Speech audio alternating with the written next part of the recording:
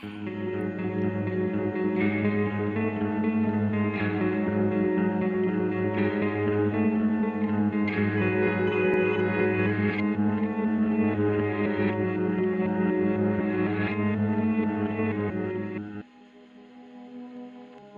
guys, welcome back to Spooky Tuesday, a weekly podcast where we're breaking down all of our favorite slashers, thrillers, monster movies, and black comedies on the new scariest day of the week. I'm Cindy Thompson.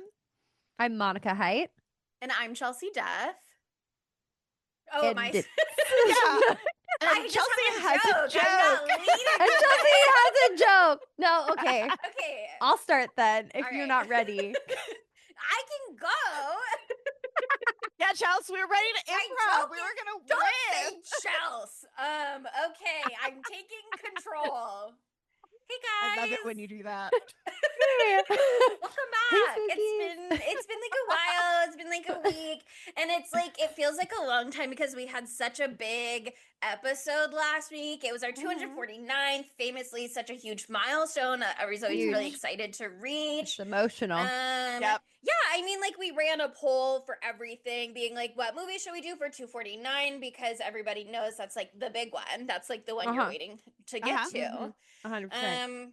Which kind of leaves this week being like the ugly little stepsister of 249. Oh, yeah. That's so true. Wow. You can see why I was like, I'm going to tack this on, but then I had to lead. It's fine. No, you had to lead with it. You were too confident, and so we trusted you, and it turned out really good. It turned out really good. It turned out really good. Yeah, so we're at episode 250, and it's like just kind of like, well, like who cares? Next to 249. But you know, this is technically also part of our patron vote. So runner-up, the ugly little stepsister of the real winner. Take it away, The Sissy. ugly stepsister. Yay! Yay! Yay! Wow, it was really good. We should I don't know, go on the road with this thing. That was pretty. Should we do stand-up? Should we start a podcast? I feel like we're. I think we should do I think improv. we should start a. I think we're all really good at yes anding consistently throughout. Yeah. Look, I have brought this gun. No, you didn't. No, you didn't.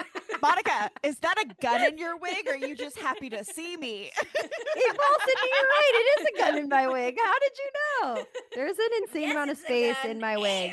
Yeah, I'm gonna shoot you with it. Okay, somebody else tap in.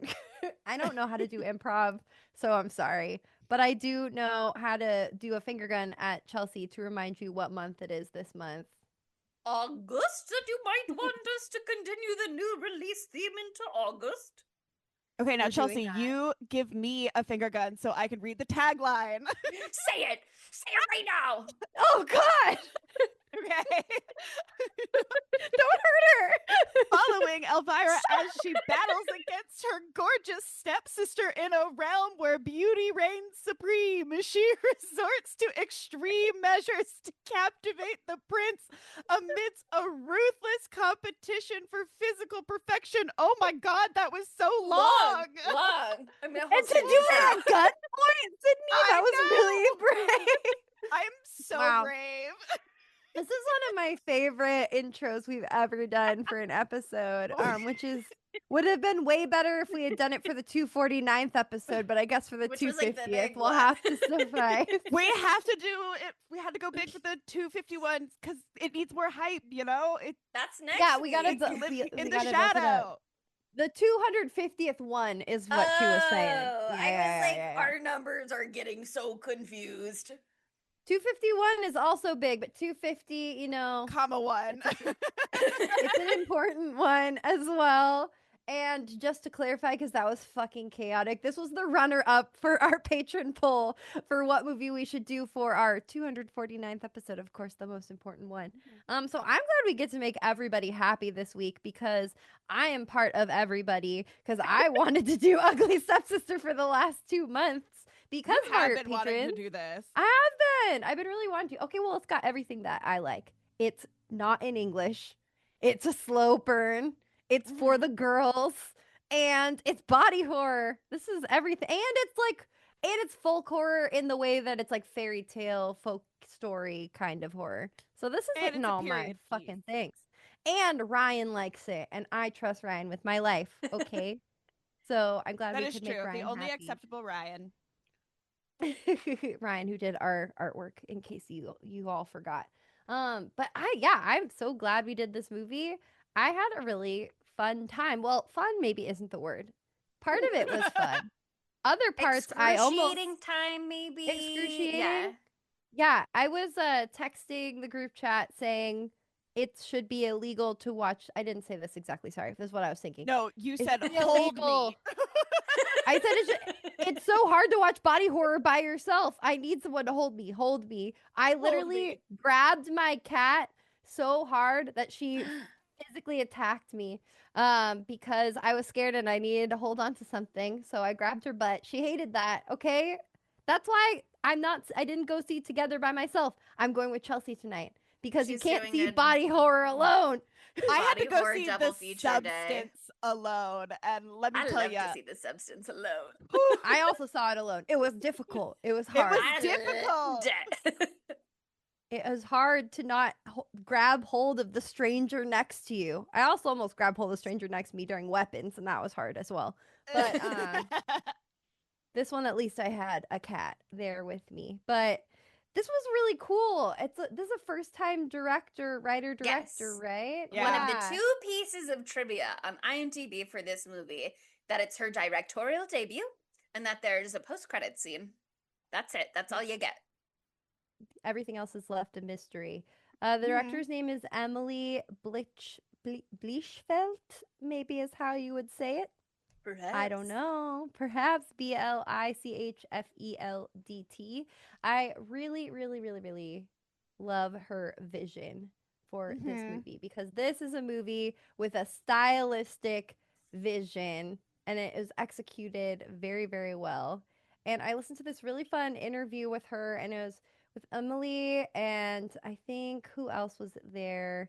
Leah Mirren, who played Elvira or Elvira, however you want to say it. Oh my God, this is not her real name. Thea Sophie Loch Ness, who plays Agnes slash Cinderella.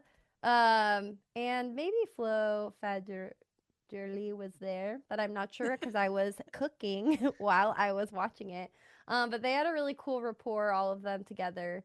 But Emily was going on and on about like her vision for this movie aesthetically was to be like 1970s does the 1800s. And I was like, I am in love with you. I was like, that's exactly what I'm looking for at any given time. And I totally can feel that with like the color story that is happening here. Yeah, the blue eyeshadow brings it really back to that retro place for sure. Mm-hmm. And like the camera work and the soft coloring, it's got kind of that like not muted quality, but like glossy, not glossy, like fuzzy quality to it, especially during the dream sequences, which I feel like, I don't know, it's evocative filmed of other. Through a silk scarf kind of thing. Yeah, kind of that vibe, totally. But yeah, I mean, had you guys ever read the original Cinderella story? Not to be confused with a Cinderella story, from the Brothers Grimm. I've seen a Cinderella story with Hilary Duff, but I didn't make the connections here. Yes, a bazillion years ago. Because as you guys know, I was really into the 10th Kingdom, which is a CBS miniseries. Yeah, I'm taking my window right now. A CBS miniseries, as I always do, and I love to do. Wherein Kimberly Williams Paisley goes through a portal in New York in the Central Park into the 9 fairy tale kingdoms. But they're very I forgot that it was a fairy tale thing. I was thinking it was said that to you like 10 minutes ago. Yeah, I know. Well, there's a lot going on then, and I was thinking it was the same one that I really liked. That was a mini series that was about dinosaurs. So I was like, how is dinosaurs gonna be? Anyway, I'm so sorry. Okay, I don't know what you're your childhood about, with my childhood, and please continue.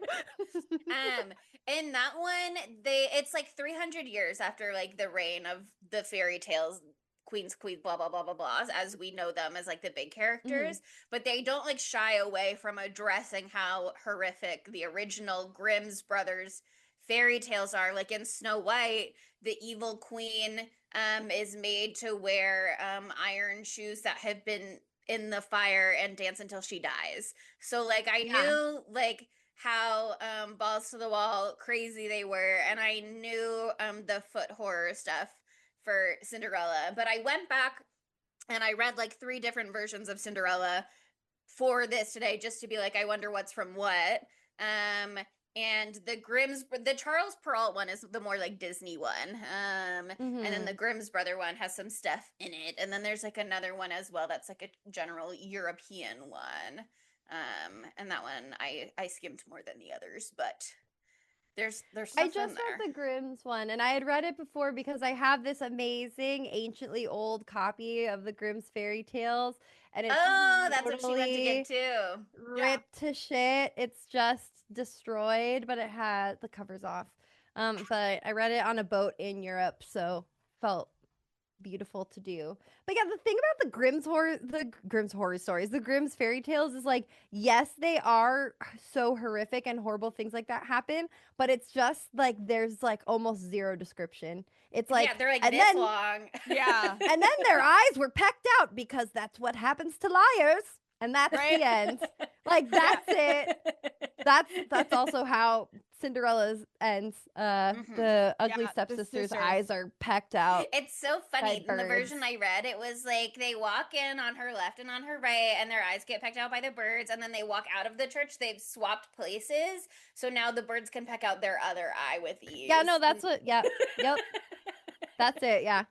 And in case you're real lazy and you don't want to read it, I have linked an audiobook version of the story of Cinderella Oh, Thank in the God. references because I was cooking and I needed to listen to it. And it was very nicely read. But yeah, no, I mean, this it already is a body horror story. Like that's one of the quotes from the interview that I listened to. Like this is already a body horror story, and so it makes sense to really, go in to that aspect of it. And also they're going on and on about how criminally underwritten the ugly stepsisters are in Mhm. this, and like it's a Grimm's fairy tale. There's not a lot of character nobody's development of these people. particularly Nobody's written. particularly Yeah. written. But it's just like here is this like horrid villain, and why are they like that? No, but knows. Don't think about it. It's about Cindy here. Okay, we're Mhm. focusing on her right now and her terrible story. So I think it was very cool to flesh things out and see it on the other side, making her like a more sympathetic character. Like I don't know, I couldn't help but love Elvira. She is Did you so guys cute. know that in the Disney Cinderella sequels, I think Cinderella 3, and I don't think I've ever seen it, but I've read about it. It is about one of the ugly stepsisters. It's about The redheaded Anastasia, I one. think. Yeah, whereas Drusilla is the one with the brown ringlet curls, so I guess is kind of Elvira, although they're not really like doing an exact thing. Yeah, But um that movie is like she is the protagonist and the one who gets the love story in that version, I think, which oh is yeah, so I've heard interesting. of Yeah. that, but I've never So there's seen been it. I've never some seen it. investment. Mm-hmm. But this movie is so interesting because who doesn't love a new take on an old tale? Totally. And I just think it was really fun the way that it was done. Like I loved the costuming. I loved the look of it. And they're like obviously I didn't get to watch it all the way through twice. I just the first time. But even on my first like glancing pass at watching it a second time, I noticed like little details that I thought were super super fun. Like for example, the opening like it's like maybe the title card. It I can't remember actually if it's the title card, but like the seconds after the dad dies, Uh-huh. which I thought his death was really funny. Um and it shows that like long it is the title card. Okay, it's the opening credits. All right, it's fine. It is the opening credits. My memory came back to me. It's fine.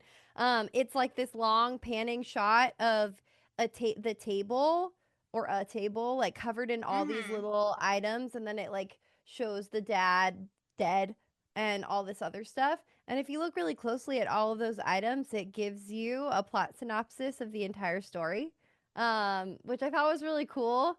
I did not notice that at first glance because you don't really know what to look for. But there's like a little ballerina figurine. There's like the tool that was used on the nose. There's literally the butcher knife, and there is a toe that's Oh, in her there. dress is there. Yeah, her dress is there.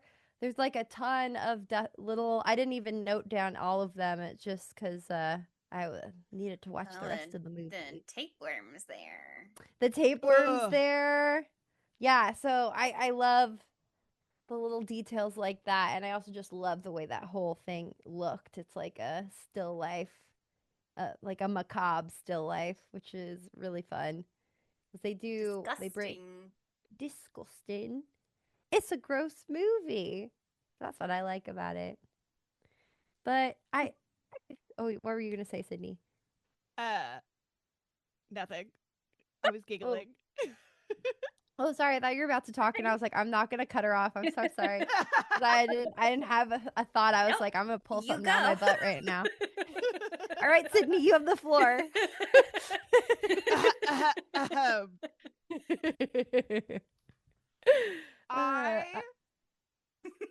Okay, I actually do have to say something, and I think my dream wedding would. Unfortunately, we learned that he is in fact poor, but I think my dream wedding would be marrying a wealthy older man, and then he immediately dies. I can see how that could be a beautiful dream. Yeah. I mean, like, let's make sure the like ink is dry on all of the contracts first. Let's but make sure there he's actually are scenarios where that works out really well for you. Exactly. There are some scenarios where it doesn't work out well, which we see in this movie and also other times in history. But there are some scenarios where it works great, I think. Totally. Yeah, I'm getting myself in the will before we're getting married. So yeah. And you're making sure that nobody's going to contest the will and that he is testified by a medical doctor to be of sound will and body, blah, blah, blah. Well, I'm going to ideally marry somebody with no family, no children. Okay. And then it can just all go to me. Okay. That's perfect. It's my dream. That's a really smart starting point for that plan. Thank you. This is unrelated, but did you know that A Cinderella Story has an 11% on Rotten Tomatoes? That's so mean. That's kind of offensive to me. I was like, the Hilary Duff one or the Selena Gomez one? The Hilary Duff one. What's the Selena Gomez one? How? I didn't even know about the Selena Gomez one. I don't want to think about that. That one's higher than the Hilary Duff one. That's another Cinderella story. I'm sorry. We're doing Cinderella September, so Cindy September. Cinderella Story on IMDb has a 5.9 out of 10. If that makes you feel any better. People just don't have taste, and that's fine. That's so true. People can and be that's wrong. What's important. Mm-hmm. People can be wrong. Oh, we should do the Brandy Cinderella movie. The best Cinderella movie. September. Oh my god. Okay, we've got a full lineup. No longer a horror movie podcast. Unfortunately, we would just have to sing all of the songs. Like we wouldn't even talk. We should do a sing along for that one. Actually, amazing. They love the episodes when we sing a lot. I'm pretty sure they love those ones, so that would go really well. Good. But okay, I really love the characterization of Elvira in this one because I wasn't sure how they were gonna play it, but they really made her almost not completely without fault, that's for sure. She still does some fucked up shit, but they really make her a lovable character who's in a shitty situation. They almost kind of villainize Cinderella or Agnes. Yeah. In this one, or at least, yeah, it's interesting. They make nobody is perfect in this movie. Yeah. And there is no fairy tale option. Like there is no happily ever after because I just love the way they characterize Prince Julian. He is such a fucking piece of shit. And Yeah. I don't know if any of you guys had the same issue for me, but it was hard for me to like in a foreign language film, you have to like read really fast. For me it's hard. And think at the same time. So I'm reading everything, I'm understanding what's happening, like the words, but I'm not like, it's harder for me to like think about like poetry and what the poetry means. Like I can handle the dialogue or whatever. Sure. But You like can only analyze one piece of art at a time. exactly. It's too many layers for my Art sweet, within sweet the little art. brain. I need to pause the Too much. movie. I got a break. Too much. All of his fucking poems are so asinine. They are so fucking ridiculous. They're like these beautiful flowery words, but they're all about him like thinking that he's hot shit and looking for a hot virgin to fuck. And like they're like super like problematic. I couldn't find a place where they were written down and I didn't have time to transcribe them myself. But I would love to because I think it's hilarious. Like everyone is just so blinded by his wealth and the fact he is hot. And they're like, oh, and he's sensitive because he's writing a poem. But have you read the poem? The poem reveals that he is a little fuck boy. He is a princely fuck boy at the end of the day. Like, there's the one about the serpent, which is about his penis. But even the opening one, when she's like, "What do you think it's about?" and Agnes is like, "His penis." His penis. I did Okay, love do you that want we me got to to- see penis in this movie, though. Yeah. yeah. I can read the subtitles for one of the poems if you want. Yeah. I mean, if you want to, let's Read do it. I poetry love. Okay. to us, Chelsea. Twice or thrice I loved thee, before I knew thy face or name, but a voice and a shapeless flame. Elvira, thine angelic song. Oops, it went too fast. Because it was going too slow at first, so I sped it up. That was a mistake. And all that issues from thee. So for God's sake, hold your tongue, and let me love thy sacred body without sin. So it's basically like, let's fuck. Shh. Yeah, it's Yeah. like basically like, shh. Shut up, beautiful. Shut up. Don't talk. Let's Just fuck. me. Literally, that's what it is. And I think it's really interesting too, like that opening segment where you have the like dream sequence with Elvira and Julian. One, I love the way that it looks. I think it's gorgeous. I love her little outfit. I love her green eyeshadow. I love what she's wearing, like the pink dress, I think. She looks beautiful and gorgeous and like herself. She has her hair. So I think that will become Pigeon Pin, that will become relevant later. But like she is what she like actually looks like, probably a glamorized version, but she still looks like herself. But even in her highest fantasy of this prince, he is shooting her in the stomach with an arrow. Yeah. Like this like is Cupid's arrow, you guys. Come yeah. on. But the sound design's so good, that like thunk of it like going into her flesh. Ugh, God. Ugh. Even when it's not the balls to the walls body horror part, it's happening. Also, in this movie, there's body horror, and they're like, you know what is part of that? Showing you a butthole for a super long time. Yeah. Showing you a butthole a lot. Like for a whole 45 seconds. We're zooming in slowly on a butthole. Well, I appreciate that. I think it was gorgeous. I love People that we aren't got to doing see that. 3 butts in this. Yeah. Julian's Just one hole. butt. Agnes's Agnes's butt. butt. Isaac's butt. Oh. Isaac's butt is where Yeah. you see see a a lot lot of of things. Isaac's butt. We see a lot of Mhm. Isaac's We butt. see his yeah. dick, and then we see see the Isaac's oyster balls, heirs too. dick. Yeah, they're like hanging. Yeah. Yeah.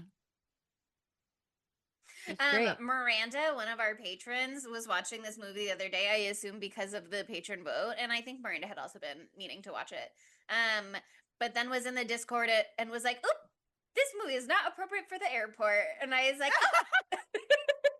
Yeah, And I started watching. I didn't one. want to say anything when I started watching it, like later that day or the next night, whenever it was. But I was like, oh, I see what Miranda is talking about now. I Not appropriate for the airport. understand. I really get it. So I'm picking up what she's putting down. All right.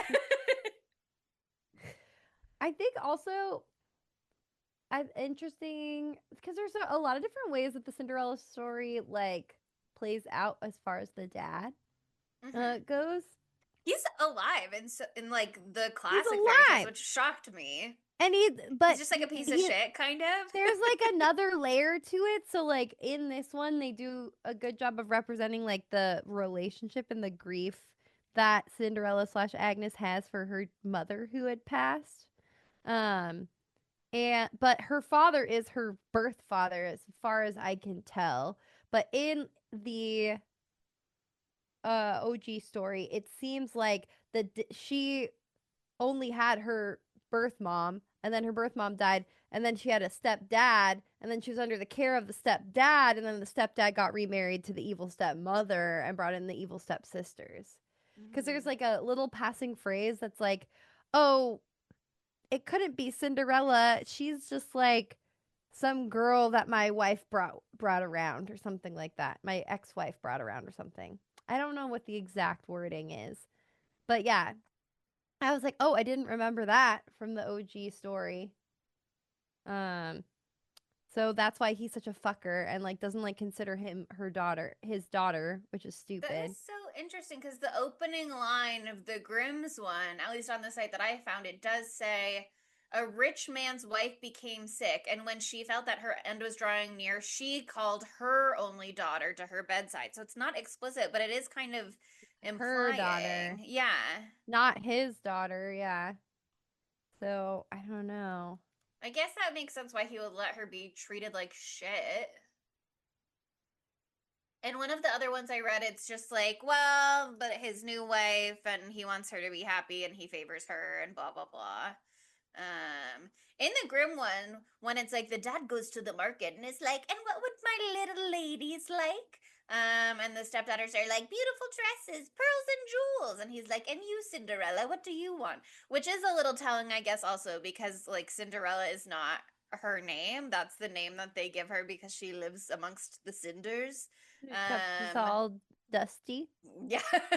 And she but she does call him father. She says, "Father, break off for me the first twig that brushes against your hat on your way home." So like, I don't know, maybe he's been in her life since she was but a babe. But the parentage here is certainly in question. Yeah. Here's the exact quote. It's when the prince comes by and he tries out both the other daughters with the shoe. And then said, "This is not the right one. Have you no other daughter?" And then he says, "No," said the man. "Only my dead wife left behind her a little stunted Cinderella. It is impossible that she can be the bride." So what does that mean? My dead wife left behind this child. Okay. Anyway, interesting. That is She's so got it interesting. There have to be so many different versions that have just like trickled down over the years. Cinderella belongs to the milkman, and the dad knows, but like she's like, resentful. He's resentful of her. But he's like, I don't want everybody else to know, so I'm gonna raise this child as my own, but I'm gonna be so mean to her, probably. That scans. It's got to be the ye old milkman. Yeah, ye old milkman. It's ye old milkman after all. How interesting. What an interesting little detail to pick out too, because I was looking for that quote, and in the Grimm one that I'm seeing, it doesn't have the "have you no other daughter," but it does have the deformed little Cinderella from my first wife. And then the one that does have the "have you no other daughter," he says, "Yes, I have another daughter." And then the stepsisters go, "Cinder maid, Cinder maid, she could not wear that shoe." And so they're like, but then the prince is like, "Let her try anyway." And then in the Charles Perrault one, it's just like that little exchange doesn't exist at all. Interesting.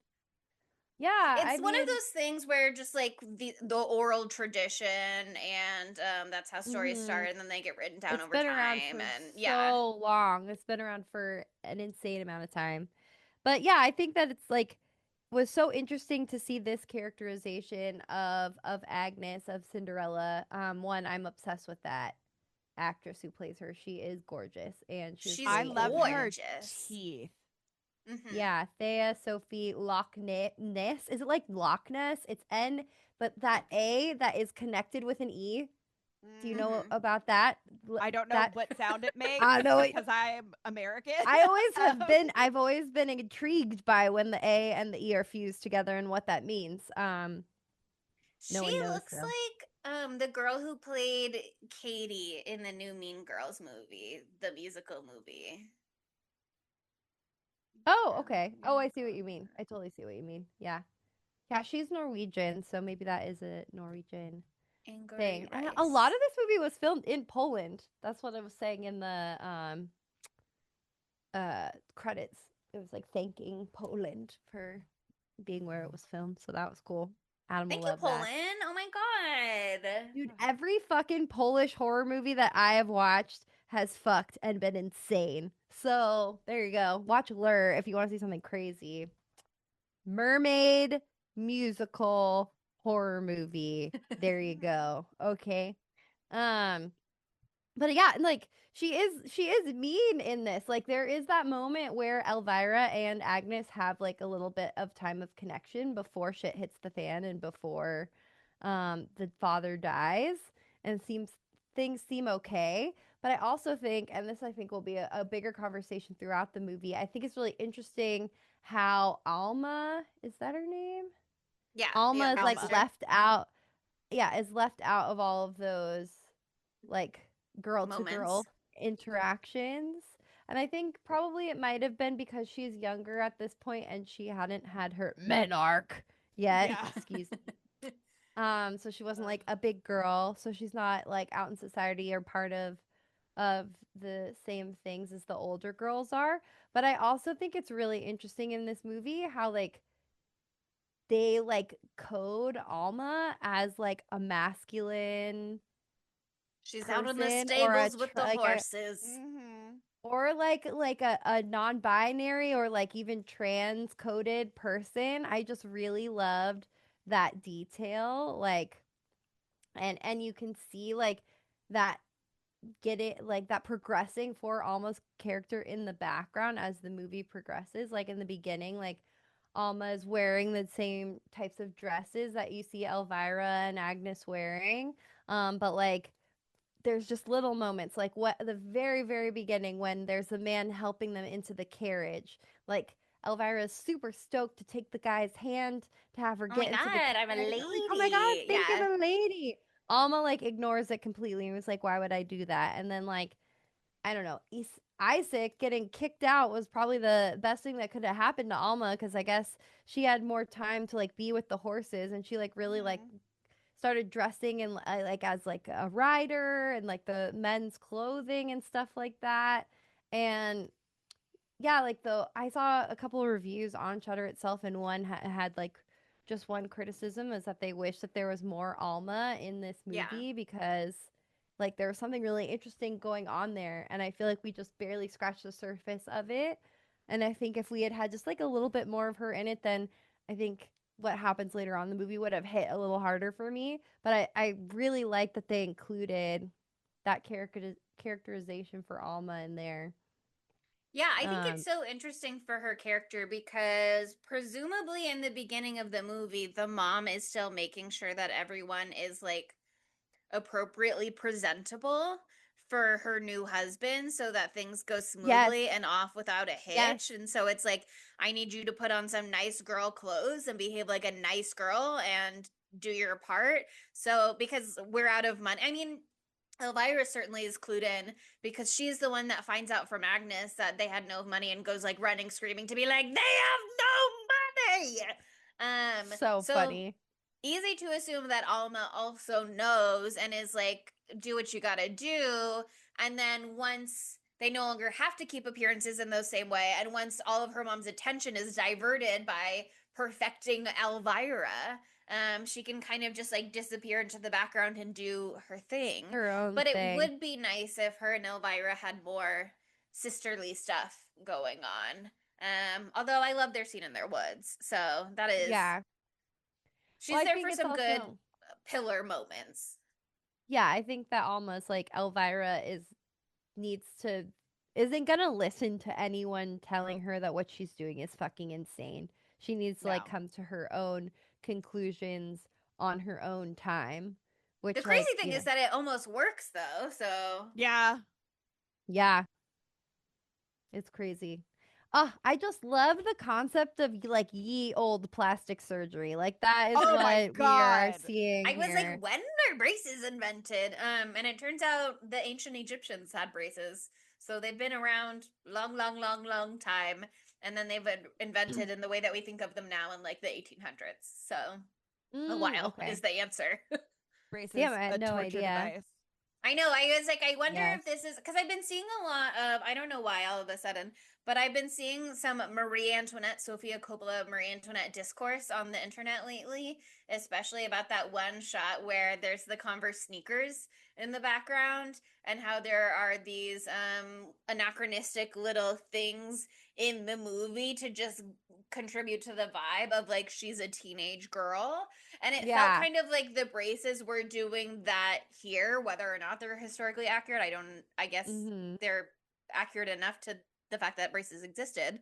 But it definitely really lends itself to the idea of like, this is a young girl that we're looking at. Yeah, totally. I wonder. Her little I mean, pigtail ringlets, too.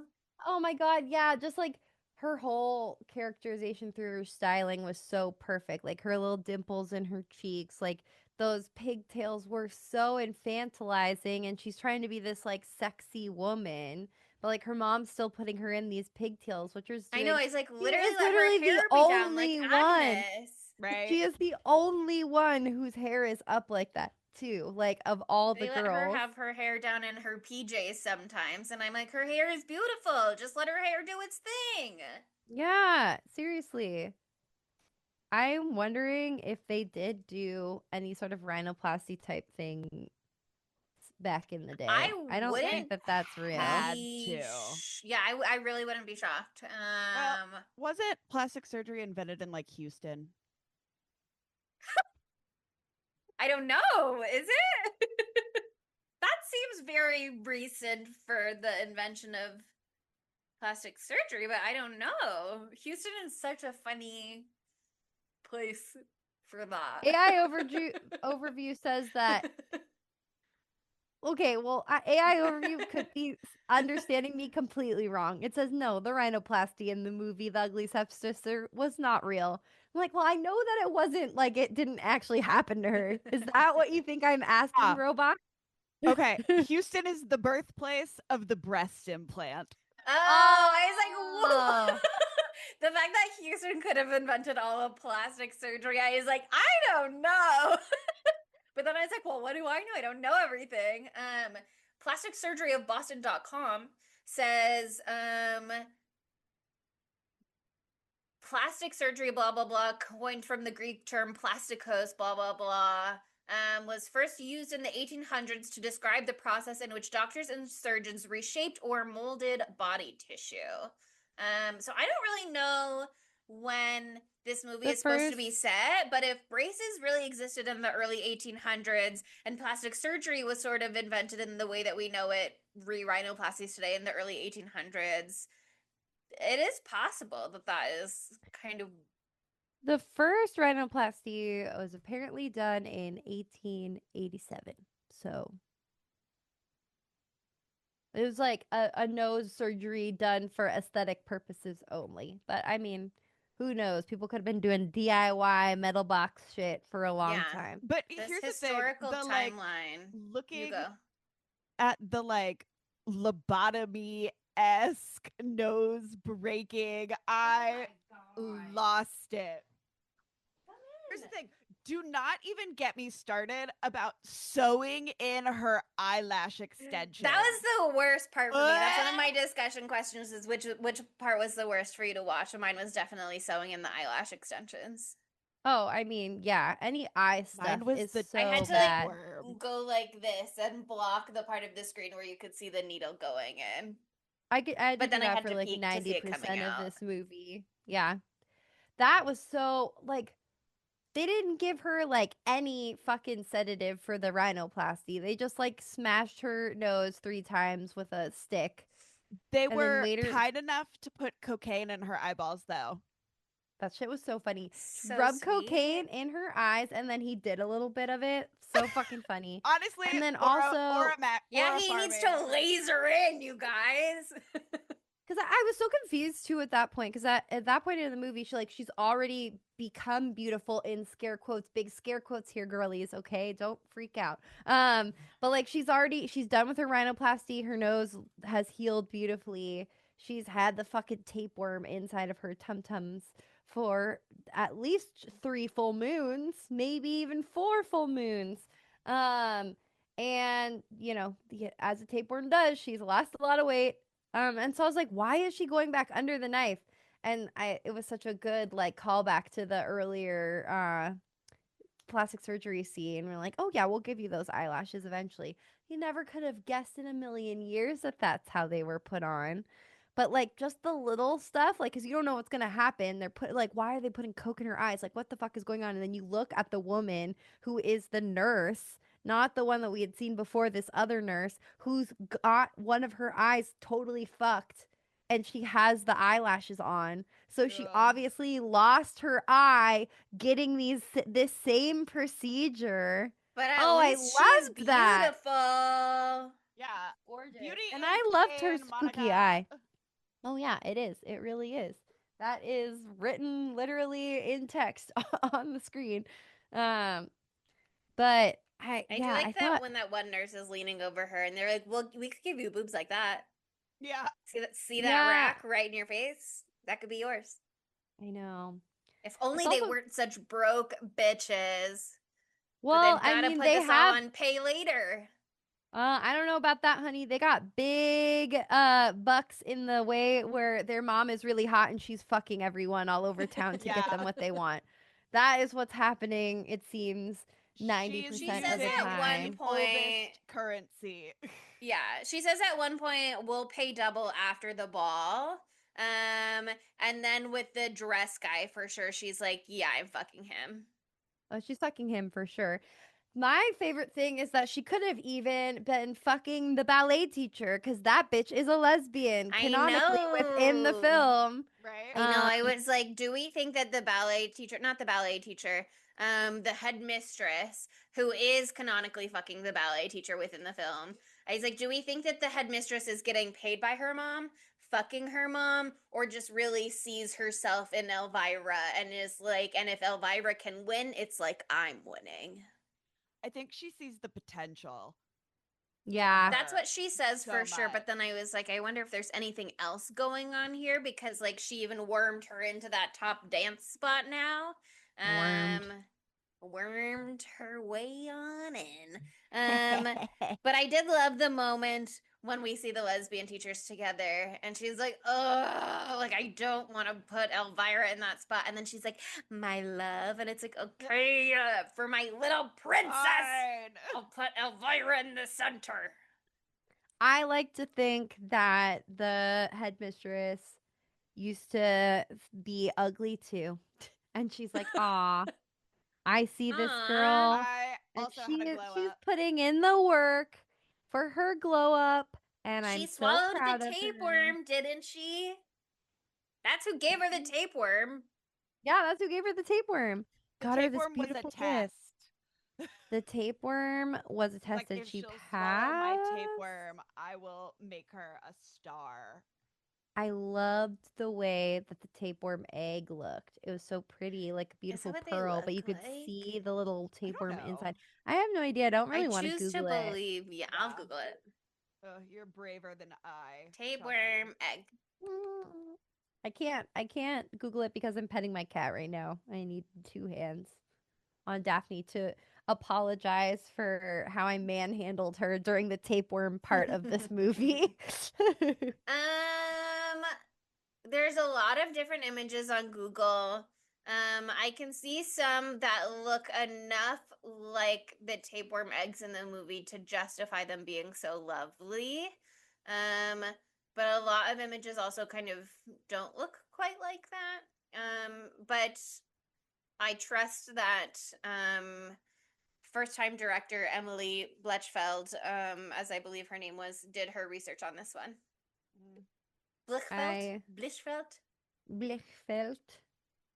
Um, I loved all the dancing aspects of this.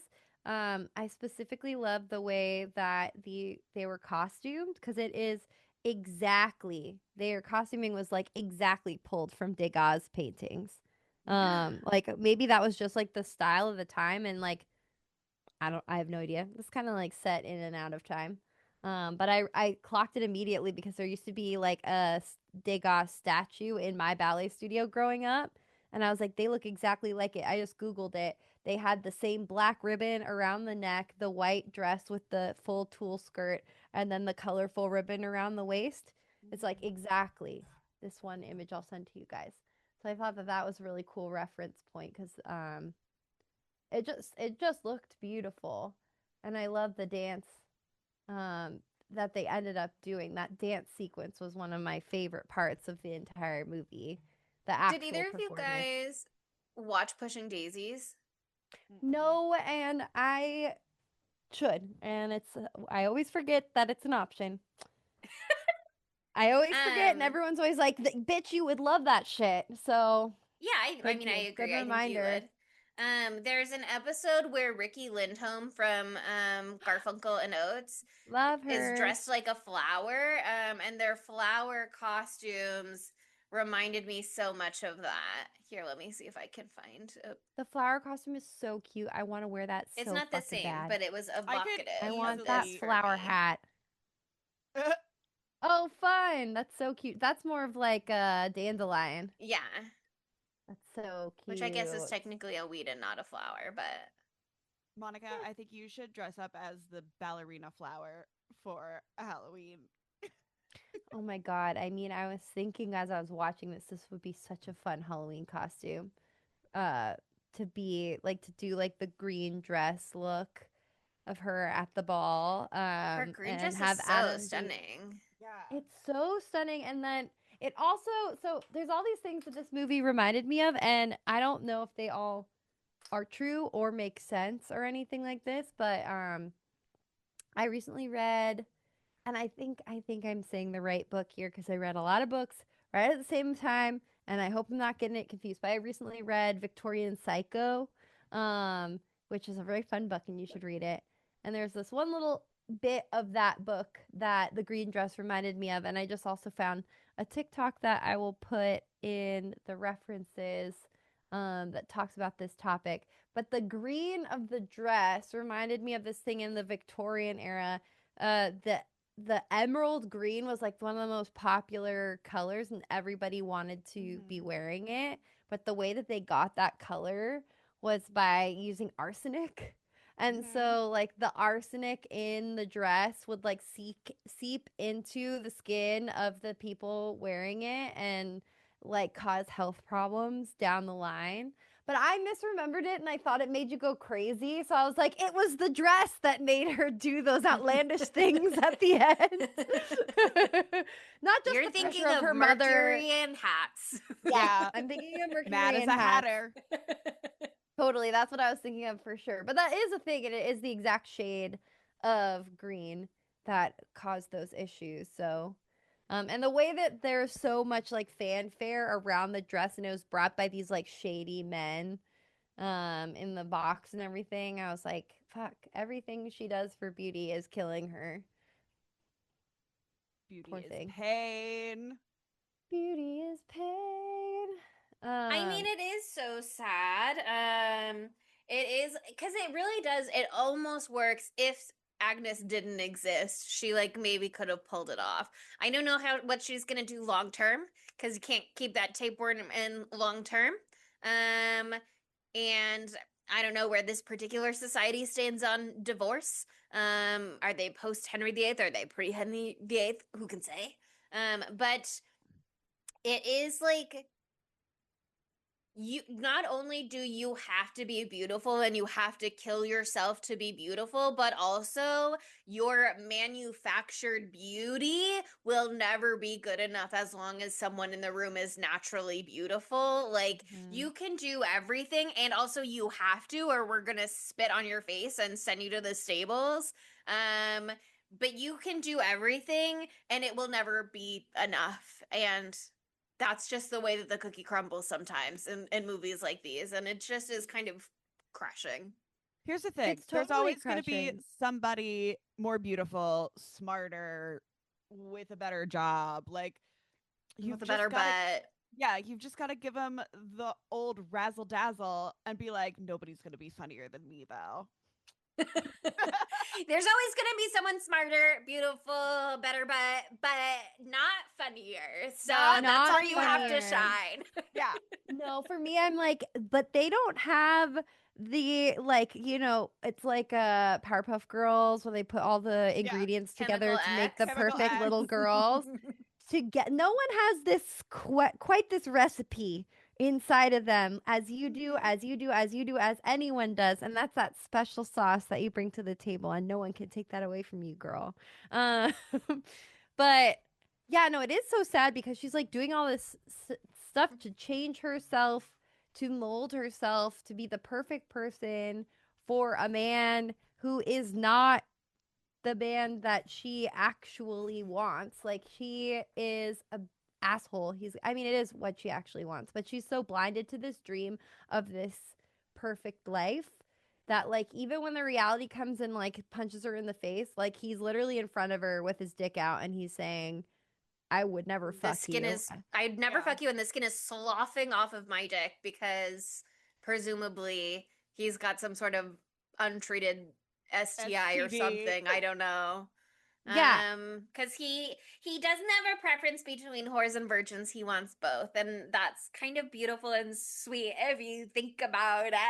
Even He's though all his not poems are slut-shaming. about virgins. He's matured. That's like publicly all Monica. he's allowed to desire, but Yeah, no, it's just it's it's nailing home the idea like, oh, you're doing all this shit to reach this ideal for what?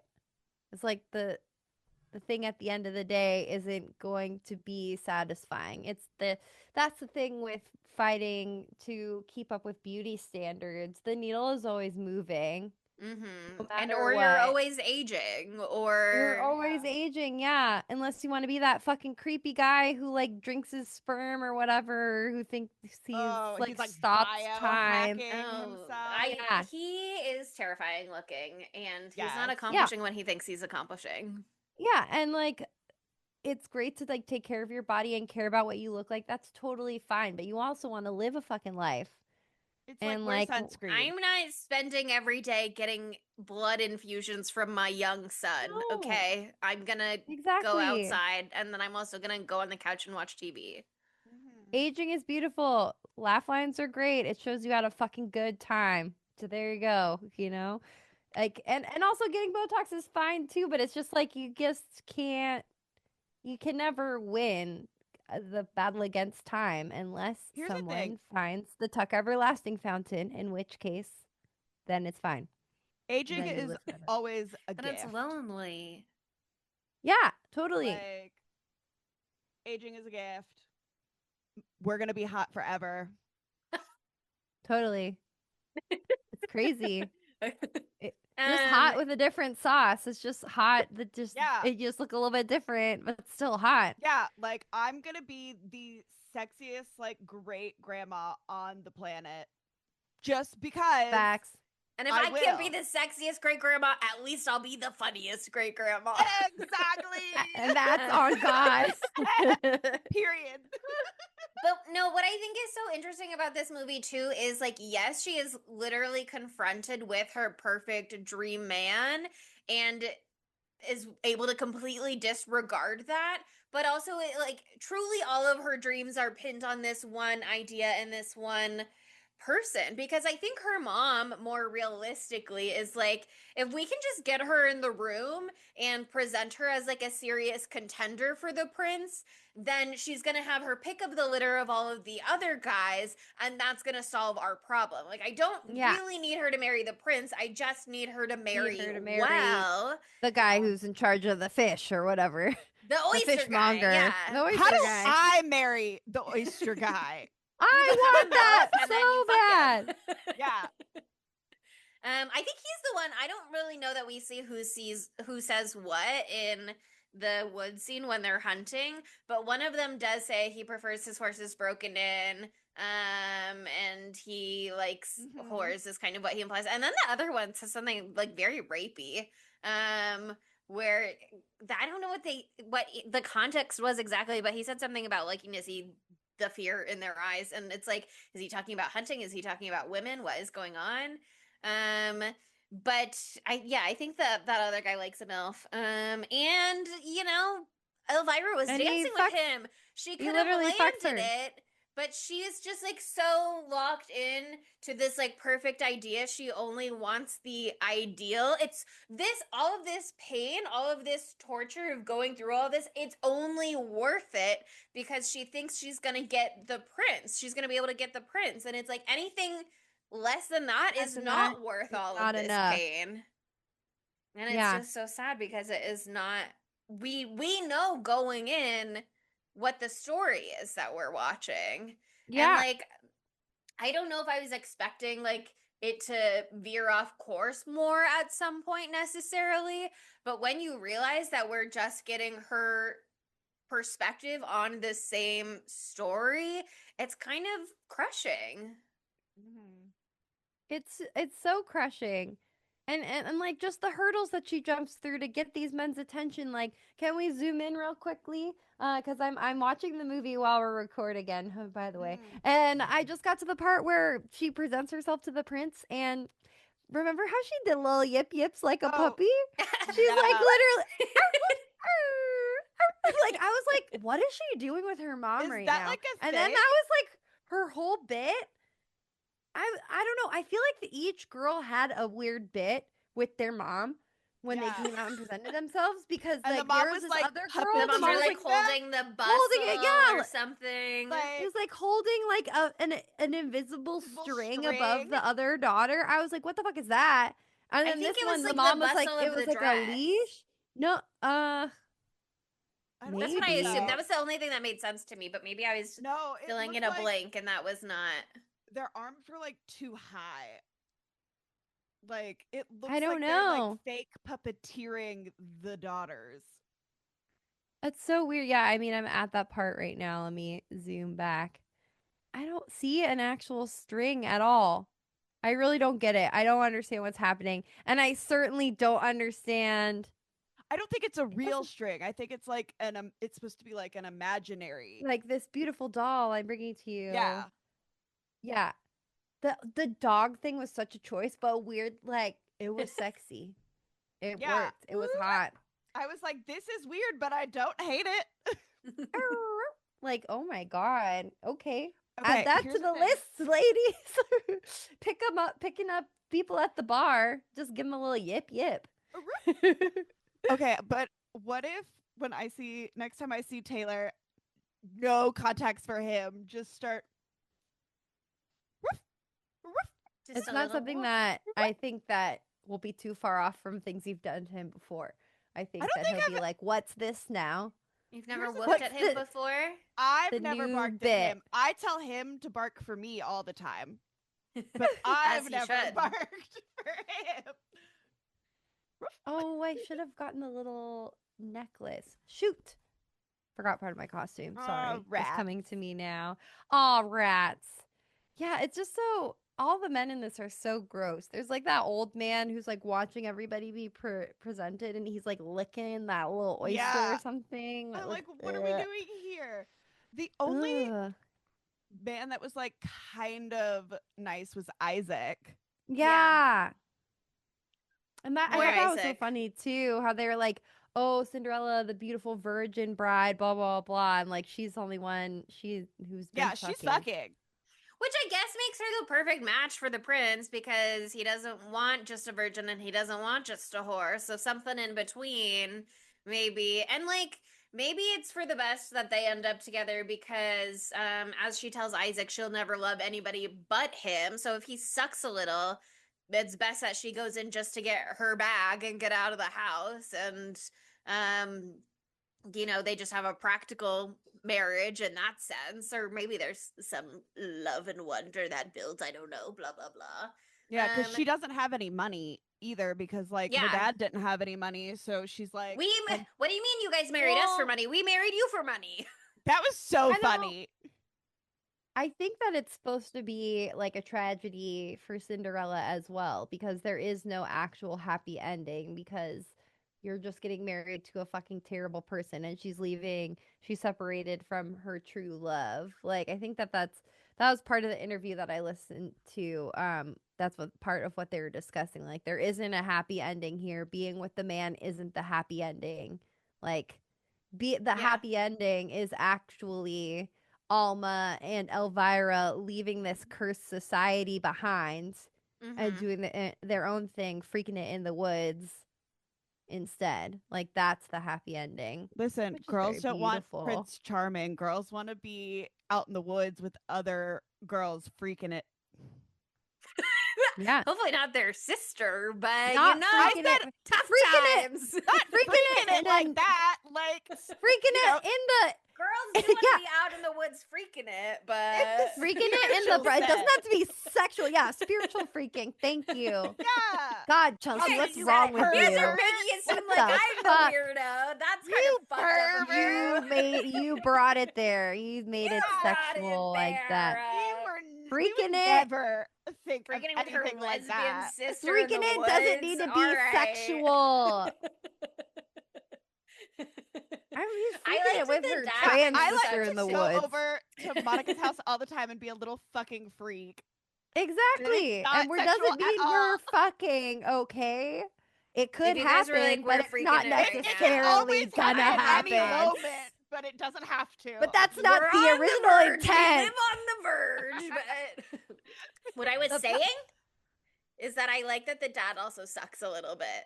Because I feel like, and again, in the Grimm's brothers ones and blah, blah, blah, etc., he does kind of suck because he's like, whatever, I'm alive and we treat her like shit and that's cool with me. But then obviously in the Cinderella version, it's always like he was the nicest man, but he got swindled by this mean woman and then he died and left her alone. And I liked that in this, it was like a middle ground. It's like, yes, he dies and leaves her alone, but he also is kind of a bitch. Like we open on him and he's like, I'm going to throw cake at Elvira. That's gonna be funny for sure. And Agnes is like, hee, like she thinks it's hilarious. Yeah. So fucking hard that he fucking died. He thought it was so funny that he died. It wasn't that funny, dude. It wasn't that funny. Yeah, I mean, all men who smash cake into their new brides' faces, that is straight to jail. But to your new stepdaughter, that's like a whole other level. Like, you don't know that girl yet. You just met her. I saw something where it was like, if a man like smashes the cake into his like brand new wife's face, they're at like more risk of getting a divorce like down the road. For sure. Because 99.9% of those wives have been like, please don't do that. I paid $500 to get my makeup done today. It is so expensive. Yeah. It's so expensive. Holy shit. As a girl I paid who's going to be to get my makeup done and I paid $3,000 for this dress. And the makeup can be redone, but not quickly. And the dress cannot be saved. So. And also, I paid a lot of money for photos, and I don't want cake on my face. I don't want to go cry in the bathroom for an hour. I want the cake in my mouth to be eaten. We can have a cake fight later in the bedroom, but not here, not now. Not now. Not right in the beginning of the party. Yeah. Even at the end of the party, it's like, no, my mood is harsh. We were going to go fuck it. Now we're for sure not. We're not consummating Except you know that they might, because that man is gonna want to. And unless the annulment starts tomorrow, He would have that died man's gonna be anyway. terrible. He would have died in bed that night. Yep. Oh, He wasn't also, I making just it. want to clarify. I'm pretty sure that I was wrong. The friend from the woods, I don't think is the same guy who's the oyster heiress, who's the same, but the Oh, oyster heir, not heiress, the heir. Sorry, the he is oyster boy. heir, the oyster man, whatever the fuck. He is the one who's fucking the mom later, but I don't think they're the same boy. But I'm about to He's find not the out. guy from the woods? He's not the guy from the woods because Oh. I'm watching the scene right now. There's the guy from the woods. He's got like more of like a side part thing going on.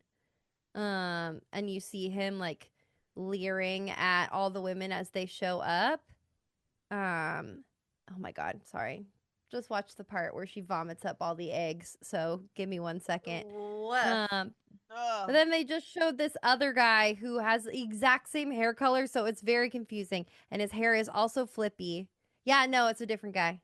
The oyster heir is Oh. not the same guy as the guy from the woods. He is there is a third man. It's the That's third man. offensive to me. Ugh. I don't know what I actually don't remember what that's a reference to, so I'm sorry. I know. I also was like, what's that from? I don't know. I hope I didn't say anything The bad. There's third another guy. man. I feel like I am thinking of the TV show The Residence that I told you to watch on Netflix, Oh, where yeah, the third Uzo man. Aduba is Yeah, yeah, yeah, yeah, yeah, a yeah. birder. A derber A was what I was. derper?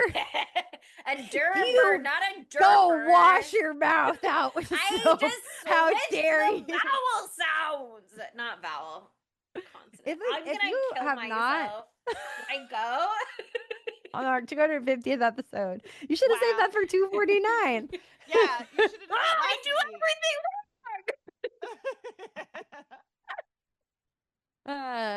If you haven't watched The Residence, though, dear listener, you should watch it. It's delightful. It's really delightful. It's a wonderful show, giving Knives Out vibes. Okay. What else There's should also we a talk movie called about? The Third Man from 1949. That's a film noir, so I suspect that that's a mystery as well. The Third Man is a common trope in film that we don't know about. That we don't know That enough I to speak don't on. know about. I can't speak on it at this time. I can speak on a lot of things, but not that. Um, Something else that I wanted to note was like how her like visions of herself change over the course of the film. So we talked about in her first dream sequence where she like looked like her normal hair, her curly hair. Um, you know, she looked like Elvira as we knew her, just like glammed up, wearing a little bit of makeup, wearing a very pretty dress. Um, but then later on in the movie, she has her other dream sequences, and she has one specifically where like she is Cinderella in the blue dress. Um, and I know it's supposed to be like the iconic Cinderella look where she's got the blonde hair and the blue dress, which is what we all know as Cinderella. But I also just thought it was really interesting how her vision of herself, like internally, is Mm-hmm. now the like plastic surgery, post plastic surgery version. Like the beautiful version of herself that she in her highest fantasy, she's wearing the blonde wig. Like she's not the girl that she was before. And so I thought that that was a little interesting and sad too, in a way, that like her self image changed as her physical changes happened. Which of course it would, but I don't know. I thought that was just Even if it's not like her self image, it's like even in her fantasy, she has to be this version of herself that is not exactly that's her. what it is. Like it's Even she's in this wearing this wig. fantasy, her most beautiful dream, she can't even be herself anymore. She has to be this whole other version that even the real life fantasy can't quite accomplish. Even the Mm-hmm. like everything that she's done, and she still can't quite reach what she would need to be to capture his attention. Yeah. And I mean, like, let's just talk about the tapeworm a little bit more too. I think that the subtle body horror of this movie is some of the most effective shit. Like, even more so than like when we see the whole fucking 20,000 foot long worm coming out of her throat The later last on in That the made movie. me chunky bits. that Oh made my me god. gag. I was on the phone with Taylor and I was just like like Oh, I was retching. gagging. And he was like, "Okay, so I'm cooking dinner. I'm going to hang up right now." Yeah, I was eating it's mac and cheese when I so. was watching this last night, and at some point I was like, I'm glad that I'm done eating because I suspect it would get dangerous at some point. Oh no, it started playing again like as I was what because I was rewatching the end. It was as I was eating, or my salmon was coming out of the oven. I was like, this needs to be done before the salmon goes in my mouth. That is for sure. Um, but yeah, I mean, even before that, like insane climactic end of the tapeworms experience, like just all of the subtle stuff with it is so horrifying. Like her hunger, like in the beginning when she's like not able to eat what she wants to eat because she's trying to lose weight. That part When was they so serve sad. her And the she's bowl of like hiding the water and food With lemons. lemon, lemon. that would have pissed me off so bad. And her I'm eating sister's water so and lemon. happy. Agnes is eating like, she's still eating vegetables or whatever, but she's got solid foods on her plate. And then Alma is over here and she's got like breads and cheeses. This is bullshit.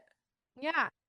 And so like she takes the tapeworm and then her like desperation at night to like eat enough food and that sound, the gurgling sound of her stomach, that sound design was so oh, it was so unsettling. And that scene in particular where Agnes is feeding her the cake. Is it cake? What was happening there? I was like, is she being Yeah, pranked? like after she was blind. Yeah, she was blind I because she had just had her eye surgery and then she was doing the classic Halloween spooky thing where you put your hand in the bowl and it's peeled grapes and you're like, Yeah. is it eyeballs? That's what that was reminding me of. But she was like touching like livers and like weird meats in this. I was like, is she in like the ice room or like the dumpster? Like, I was like, what's happening? I don't know. Maybe I was just reading into it to be more sinister than it actually was. Because she was like, I it's cake. Was it? Yeah, I think it was cake. I mean, I could be so wrong. I think it was cake because I don't think that that scene was there to show Agnes being cruel to her. Mm-hmm. I think that scene was there to show the very complicated nature of their relationship, which is Relationship. like they're not enemies, but they're also not sisters. They just happen to be at odds by the nature of the fact that they're both vying for this same man, Cinderella, because that's like her ticket out of here. And Elvira, because yes, that's the ticket to success, but also that's the man that she's been in love with, presumably for years at this point. And so, like, there's so many good layers to the tension in their relationship, both in that, like, you don't even love this man. You didn't like his poetry like I did. You said the Mm-hmm. snake was his penis. You're fucking this other guy. You're not even dedicated to him like that. But then also from Agnes's perspective, it's not just like you moved into my house and you're trying to take my brush. It's like you guys are spending all of this money on all of these cosmetic procedures and you're letting my dad rot and get eaten Rot. by maggots and turn into a skeleton and sludge in the other room because you're saying you can't afford to bury him. And like she doesn't know that the mom is out here fucking for cosmetic procedures and like making IOUs that she's planning to pay back later. She just sees them spending money and then sees them being like, we don't have money to bury your dad.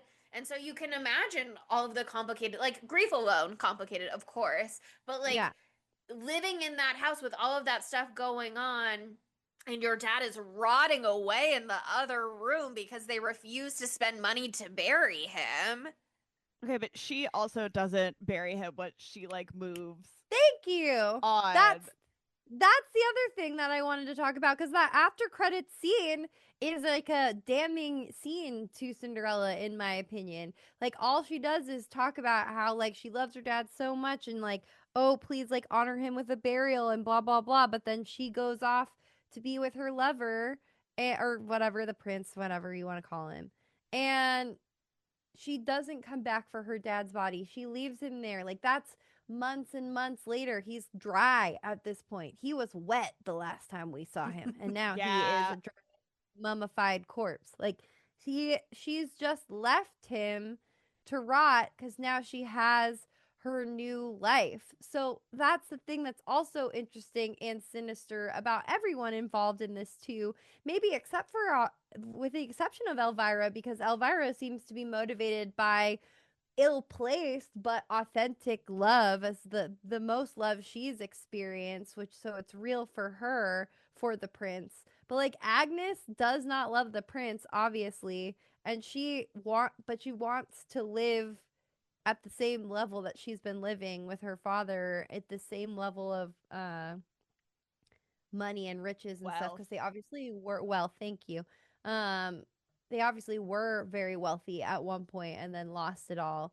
So like she is, like, you can't say she's not motivated by money to go into this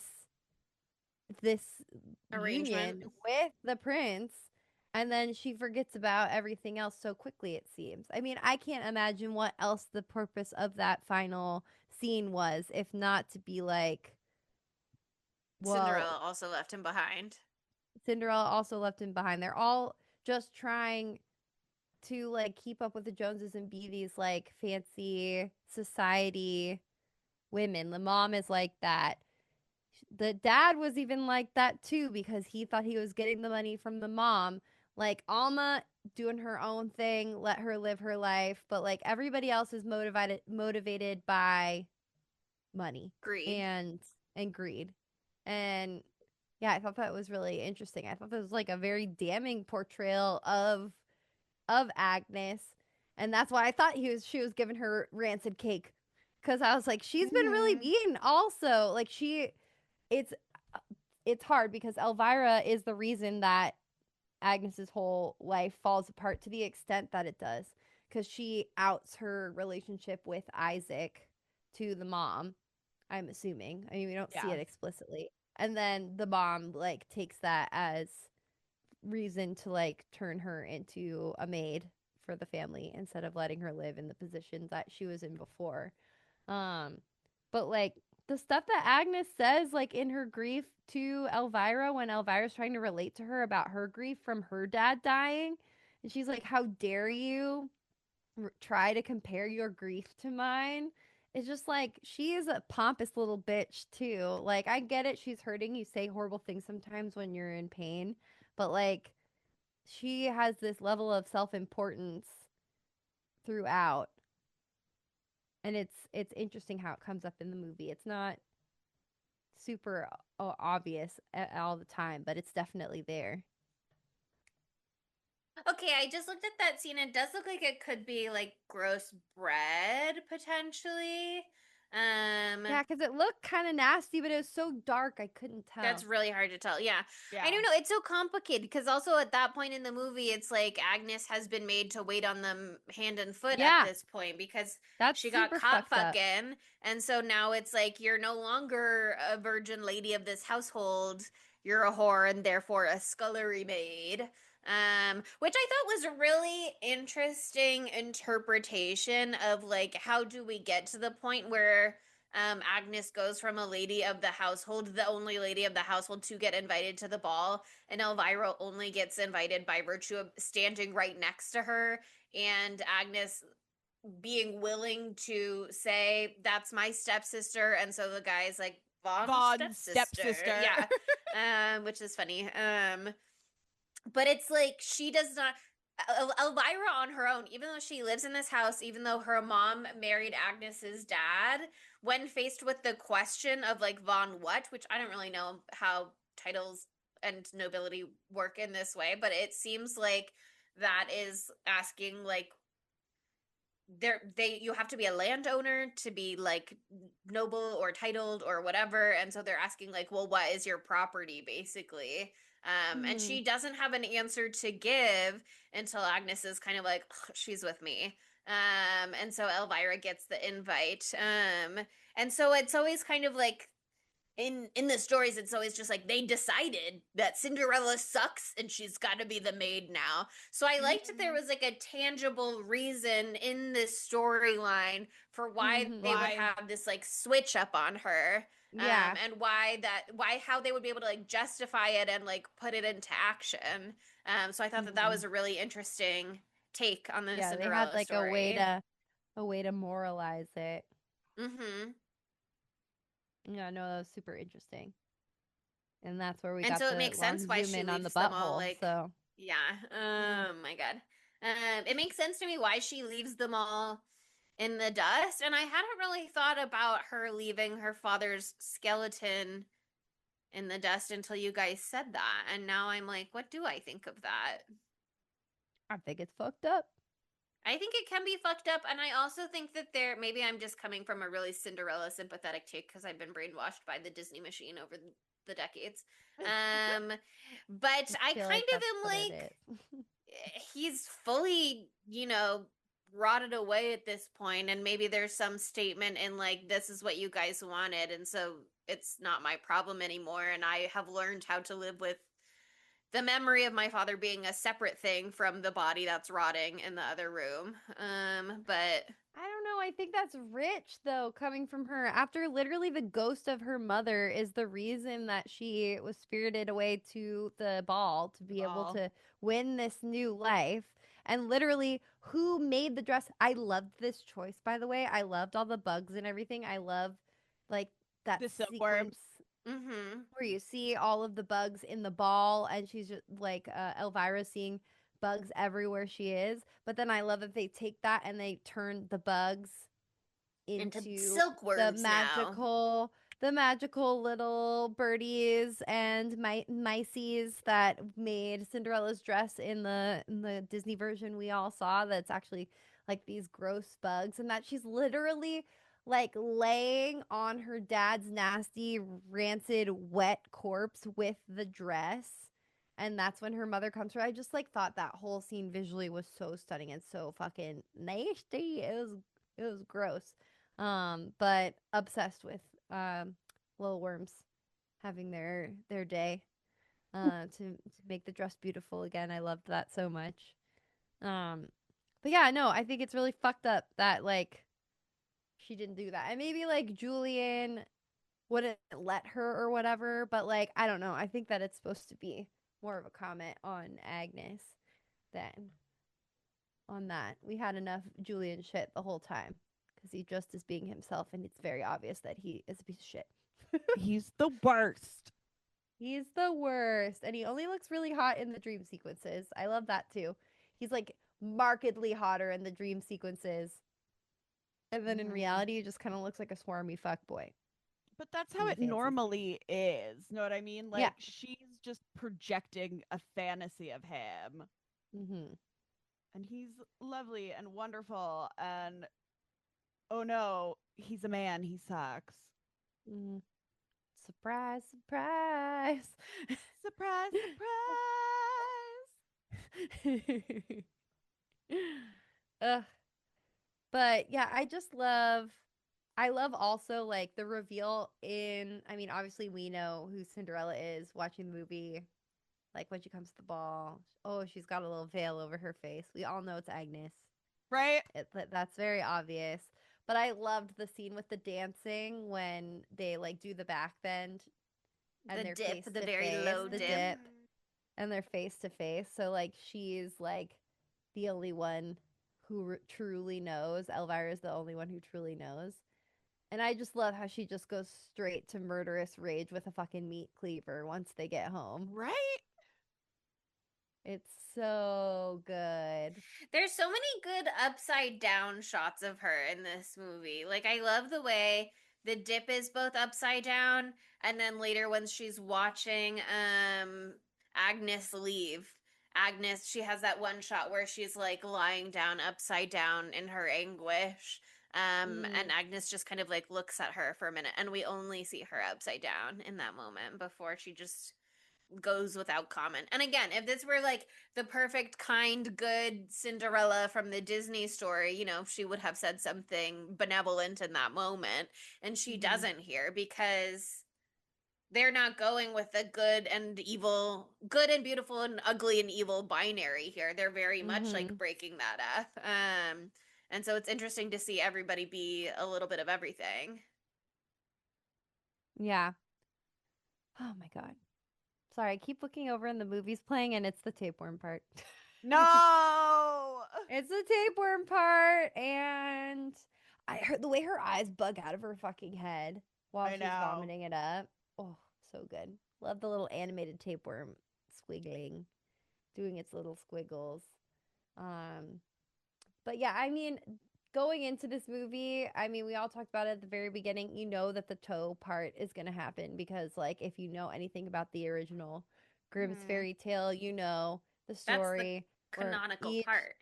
yeah. canonical part doesn't happen in the Disney version, but like she takes a she cuts off her big one of them cuts off her big toe to fit into the shoe, but then the birdies out her it fools the prince. The prince 100% is fooled. And then Of the course he is. birdies they drive by, the birdies are like, "Oh my The god, birds I in the should not have hazel looked tree. over." Ooh, They said god, I almost that's just not threw up. her. The birdies are like, "That ain't her, girl. Look at the shoe, it's bloody." And he's like, "Oh fuck, I'm a dumb idiot." Brings her back. Then the other sister chops off her heel to get into the shoe. So, this time we just have one foot mutilation. Well, 2 feet, but one girl. But I loved how the mom, I didn't love it. I hated it, but like I thought it was so interesting and so appropriate for the mom to be the one to actually do it. Like once she's passed Mm-hmm. out, and like instead of her mom being like, "Oh my god, no, don't hurt yourself like that. Like let me try to help you." She just knocks her out so she can smash her toes off to completion cuz lovely little bitch accidentally had the wrong shoe. The wrong I foot that did she was love, I chopping the mean, toes off. Right. I think you gotta do both. I don't You think got you to can get away with do just both. one. Yeah.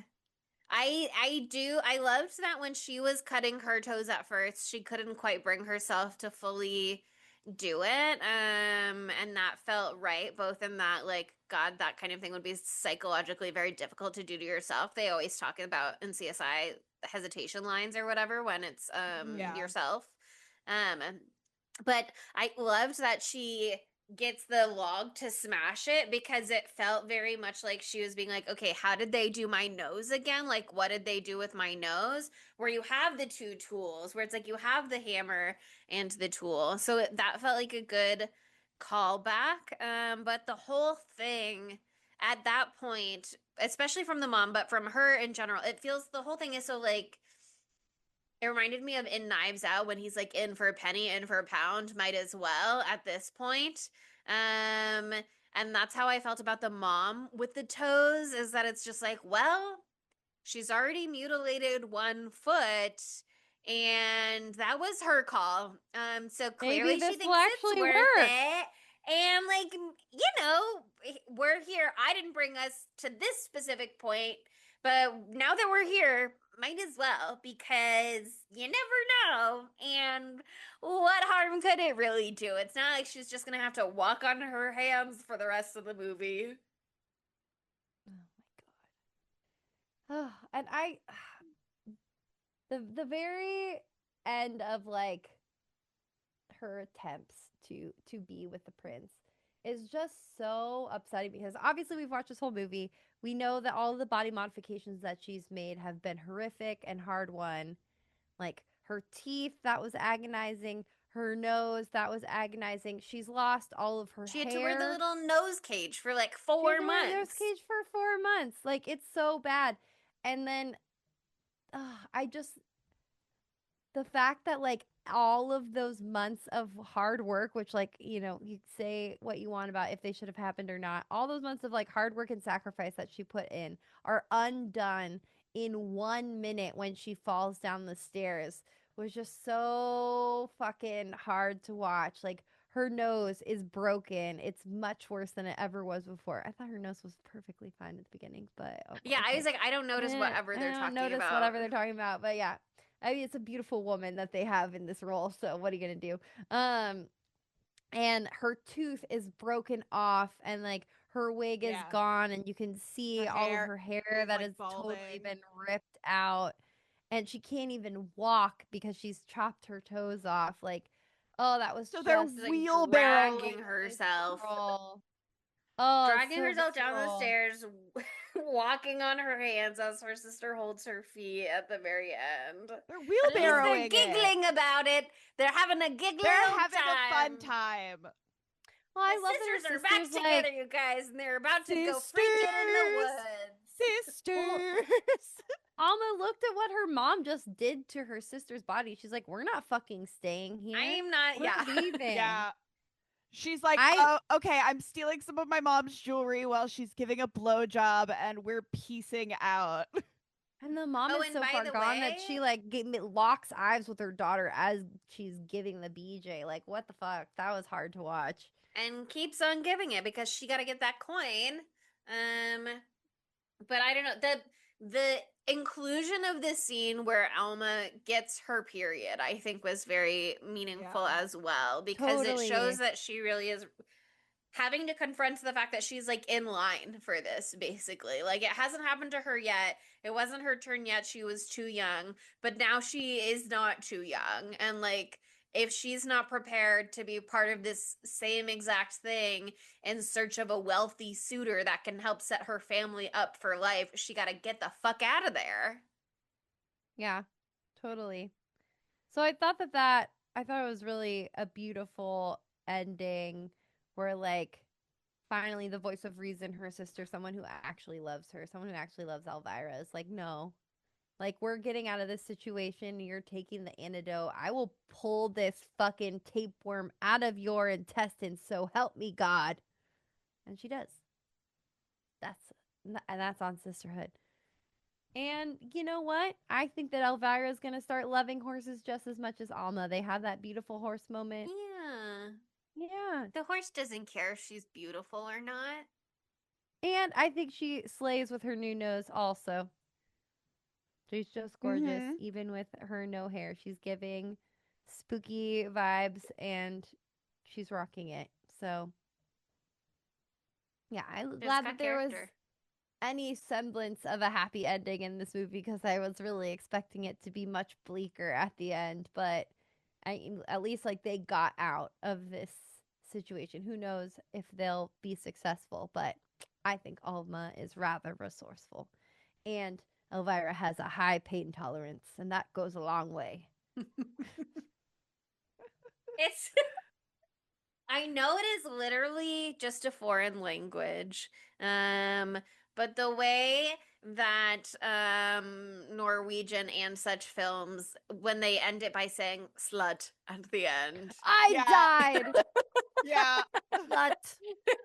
I know it just means like the end, but it's so we were still giggling. Yeah, I was like, good. It's a good. great way to end it. Yeah. Oh yeah, and slut, by the way. Slut as is that how the crow is eating the tapeworm. Yeah. Yes. Is that how we should start ending all of our things? Like at the end of all of our YouTube videos, just like a big thing that says slut. Yeah. We could add that in, I'm sure. Yeah. Perfect. Okay, is it time for our segments? I beat even Monica this time. Wow. You can't do it until Monica does her bit. No, I got it first and I said it, and now nobody's allowed to say anything else. I didn't like other it. than the context. Okay, how could this movie be Garrett? Segmentos. Got her. They're trying to drive me over the edge of this episode, and I don't know why we don't love each other anymore. We had a lot of love for each other on 249, but it's 250 now. It's over now. Now we're back to business. We reached the big milestone, and now we're ready to end the podcast, and relationships are dissolving. Things are rapidly declining. Anyway, this movie's really gay, just in all, like literally and just vibrationally. It's queer. It's vibrationally very queer. But we have canonically. Yeah. No, I know. There's literally Alma is definitely a like trans questioning or like non-binary character. Like there's something happening with her like gender presentation in this movie. Like I feel like if they could have dived in that like a Dove. little bit more, dove. Okay, as a word also I could use, Sure. but dived is another Could word that have. people have I don't think it's right, but I guess I could have. many people I'm gonna have dive said right in. dive. I dived right in. Anyway, fuck off. All I right, wish this man slut, goodbye. slut. Slut. Anyway, I just wish there had been more of that in the movie, like a more introspective, more Alma, because she was a really Yeah. interesting character, and definitely gay things are happening there. Yeah. What I was saying canonically was the two teachers. They fucking one calls the other my love. So like for sure they're gay. And I don't think there was really room for us to have more of them in the story. But it was nice for them to just confirm it on camera in general, because if they hadn't, we definitely would have been speculating. Oh yeah, 100%. So we didn't, making our job even easier. So I appreciate that. I would have liked to have seen the mom, like one of her like services that she like provided. Know what I mean? Like was to a woman. Know what I mean? Like, and she's fucking that principal. Yeah. The What they stray. told you that the ballet teacher and the headmistress were together, but what they didn't tell you is that they're ethically non-monogamous. They are poly and they are open, and both of them are fucking the mom. Yeah. I love that subtext, that clear and obvious subtext. I think the tapeworm's gay. Yeah, of course. It's skinny. Duh. What does that have to do with anything? Ugh. I don't know. Skinny but legend. Yeah. Well, once you put it like that. It is a skinny legend, and had a lot of chunky boy in the booty. Okay. I have a meme thing where it's like corporate would like you to distinguish these two photos, and I want it to be the tapeworm and that meme of Mariah Carey being a skinny legend. All right, Queen. Whatever means you want to make, that is your business. That's your prerogative. So with that, any other gay thoughts you'd like to share? Nobody wrote gay thought. Honestly, both of these sisters could be gay, because while Elvira has this love for the prince that is unchallenged by the fact that he is a terrible man, I do think that is very like celebrity idolatry, where it's like, how could it be a lesbian? I want to marry Harry Styles, and it's like, well, but girl, let's be so realistic and so true to ourselves in this moment. That's kind of a different thing. Well, also, there is a moment when Agnes and Elvira meet each other for the very first time, where Elvira is so obviously like fawning over how gorgeous Agnes is, so much so that there is a cut to Alma's reaction where she like glances between the two of them, like, what is going on here? Okay. Yeah. Right. So I think there is one of those like complicated situations where Elvira thinks, oh, I just want to beat her. That's what it is. It must be that I want to just beat her, not that I want to be with her. It's gotta be that I want to beat her. Uh-huh.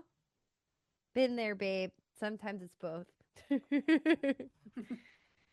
Girl, so confusing. Okay, now do you have any more to think about in the woods while she's freaking it with her sister platonic style?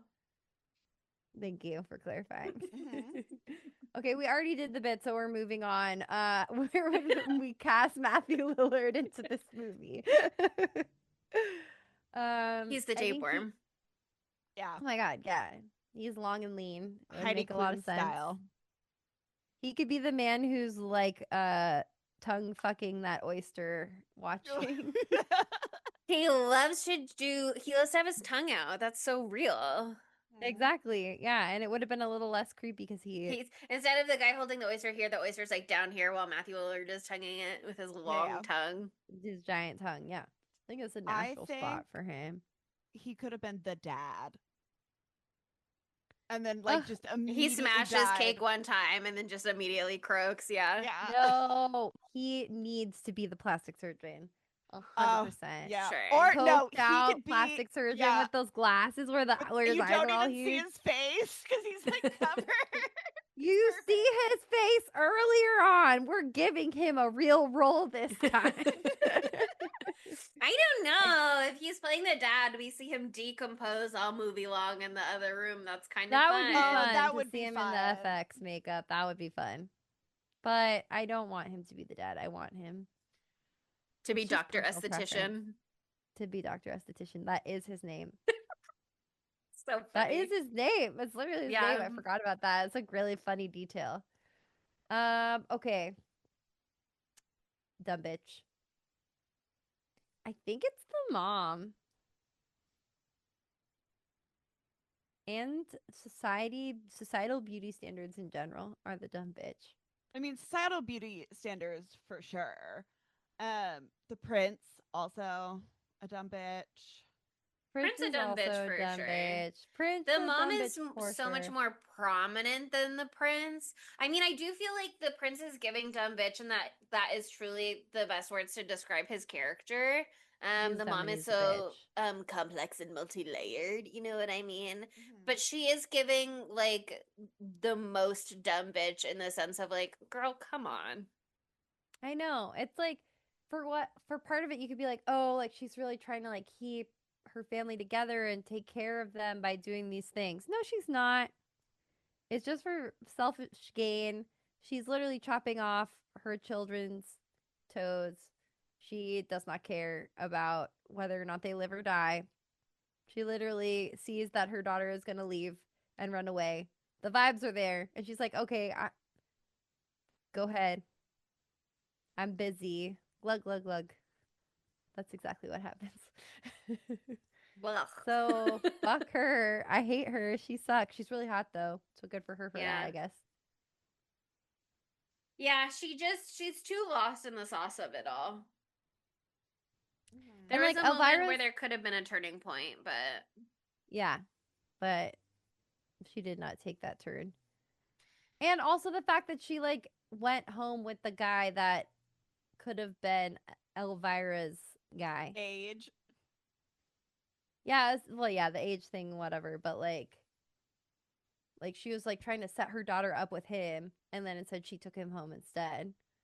I don't know. It was just weird vibes occurring. Weird vibes occurring, as you might imagine in this horror movie. And also, like, this whole thing starts because she learns that she's trying to scam this man for his money. He got none because he was trying to scam her for her money. And then she just collapses on the ground, and this whole thing starts because she's just like, ugh, what am I gonna do? I'm like, now I'm an old widow with like she says something unkind about her daughters, like 2 homely daughters or whatever. She basically says like, I got these hopeless bitches to take care of. Like, what am I supposed to do? Saggy tits. That's her words, not mine. That's what she says to her daughter, and that's why her daughter is like, I'm gonna become beautiful and marry the prince and blah blah blah. And it's like they do all of this, and then she returns to that place where she's like, get over it, Elvira, it didn't work, you gotta move on. And instead of sticking with that, even then it's like, or we could chop your toes off, you're so right, queen. And it's like, at least pick one plan and stick to it, don't keep wishy-washing. Exactly. She's not being smart. She's not being smart about it.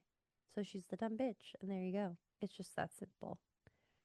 And I like Elvira too much to make her the dumb bitch. She does some dumb things, but who hasn't cut off their own toes for love? Who hasn't cut off their own toes for love? Let's be honest. Can anyone here say that they haven't cut off one toe for love?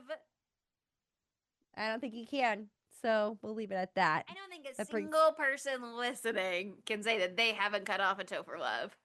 Mm-hmm. And that brings us to our Exactly. knives out of fives. And you can use those knives to cut off your toes. There you go. Perfect. Great segue to segment.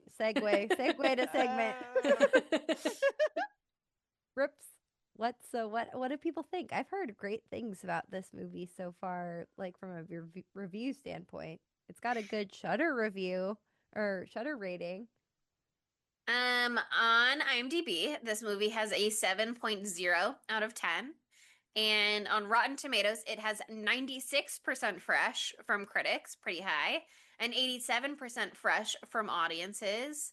It has done a few little awards shows, but it has nominations for the upcoming 2025 Fangoria Chainsaw Awards, where it is nominated for Best Wide Release Film, Best Lead Performance for Leah Murin, who plays Elvira, Best Costume Design, and Best International Movie. So we'll see if it takes home any of those titles.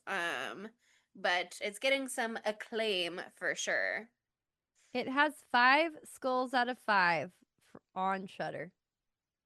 In case that means anything to you, but I'm always interested by the ratings. That they have the rating system like in Shutter. Sometimes it pisses me off. Sometimes I just want to have an experience. Sometimes it's like, don't color my perspective before I've even started the movie. Totally. Yeah, and this was you said it was at Sundance too? I didn't say that. Maybe Sydney said that. It was. It was at Sundance. Yeah, it was at Sundance. Yeah, so I don't know. Who wants to go first on this one? I can go first. I will say up front that I think that a second watch of this movie, knowing what I am getting in for, would be a more successful watch of this movie. I'm not sure why, but I definitely came in expecting it to be more, let's say, traditional horror at some point, that like at some point it was going to veer more into like a traditional horror narrative rather than like the horror being what is already present in the story but just like taken to its nth degree. So I don't think I was quite expecting the movie that I ended up getting. And while the body horror is horrifying, I think that I kept expecting. I mean, she does try and attack Agnes with the meat cleaver or whatever, but I really thought it was going to be more of like a murder style horror, if you will.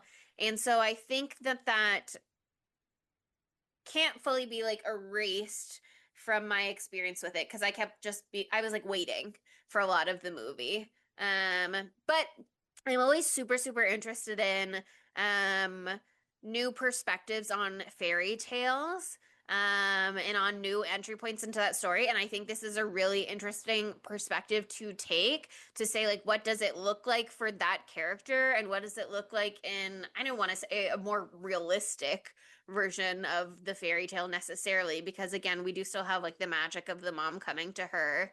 And like we have this sort of perhaps exaggerated elements of the plastic surgery and stuff like that. So it's not like realistic per se, but it's a more less archetypical good versus bad, beauty versus ugly kind of thing. And so the nuance in that I did think was really interesting and really successful. I don't know. I think our patrons, some of them loved it so much that I didn't set myself up for the best viewing. So I like will be curious to see if I'm still thinking about this movie down the road and if it stays with me. But I do think that it was executed extremely well.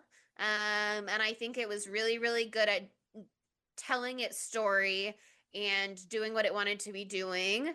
And I think perhaps at a future date, if I rewatch it, I'm gonna like it more. But for now, I'm gonna give it like a 4 knives out of 5s because I thought it was great, but I came in with the wrong expectations that just like didn't set me up for success. I think it's hard to be a girly body horror movie coming out in the aftermath of The Substance, because I think that has set a precedent for body horror at the current time. I also thought that maybe there was going to be some sort of like crazy, like bloody massacre thing, but when there wasn't, like I wasn't disappointed, because I still really loved what they were doing and the visual choices. Like I thought that there was going to be like when things were really amping up when she was still at the ball and she had thrown up the eggs and she started seeing bugs everywhere. And then when Cinderella shows up, I thought that something was going to happen there and it was going to turn into some whole crazy thing. And that's because I saw the end of The Substance and she goes to the show and she turns into Gets fire, blood all over a fucking everybody. hose Yeah. of blood, like it doesn't have to get that crazy. This isn't that type of movie. Like, sorry, I'm not trying to like knock what you said, but like this is a slow burn horror movie. Um, it is more like a it's a Cinderella story with horror elements. It's like amping up the stuff that's already there. And I don't know. I really really liked it. I don't think it's perfect. But I thought it was beautiful. I totally get the hype.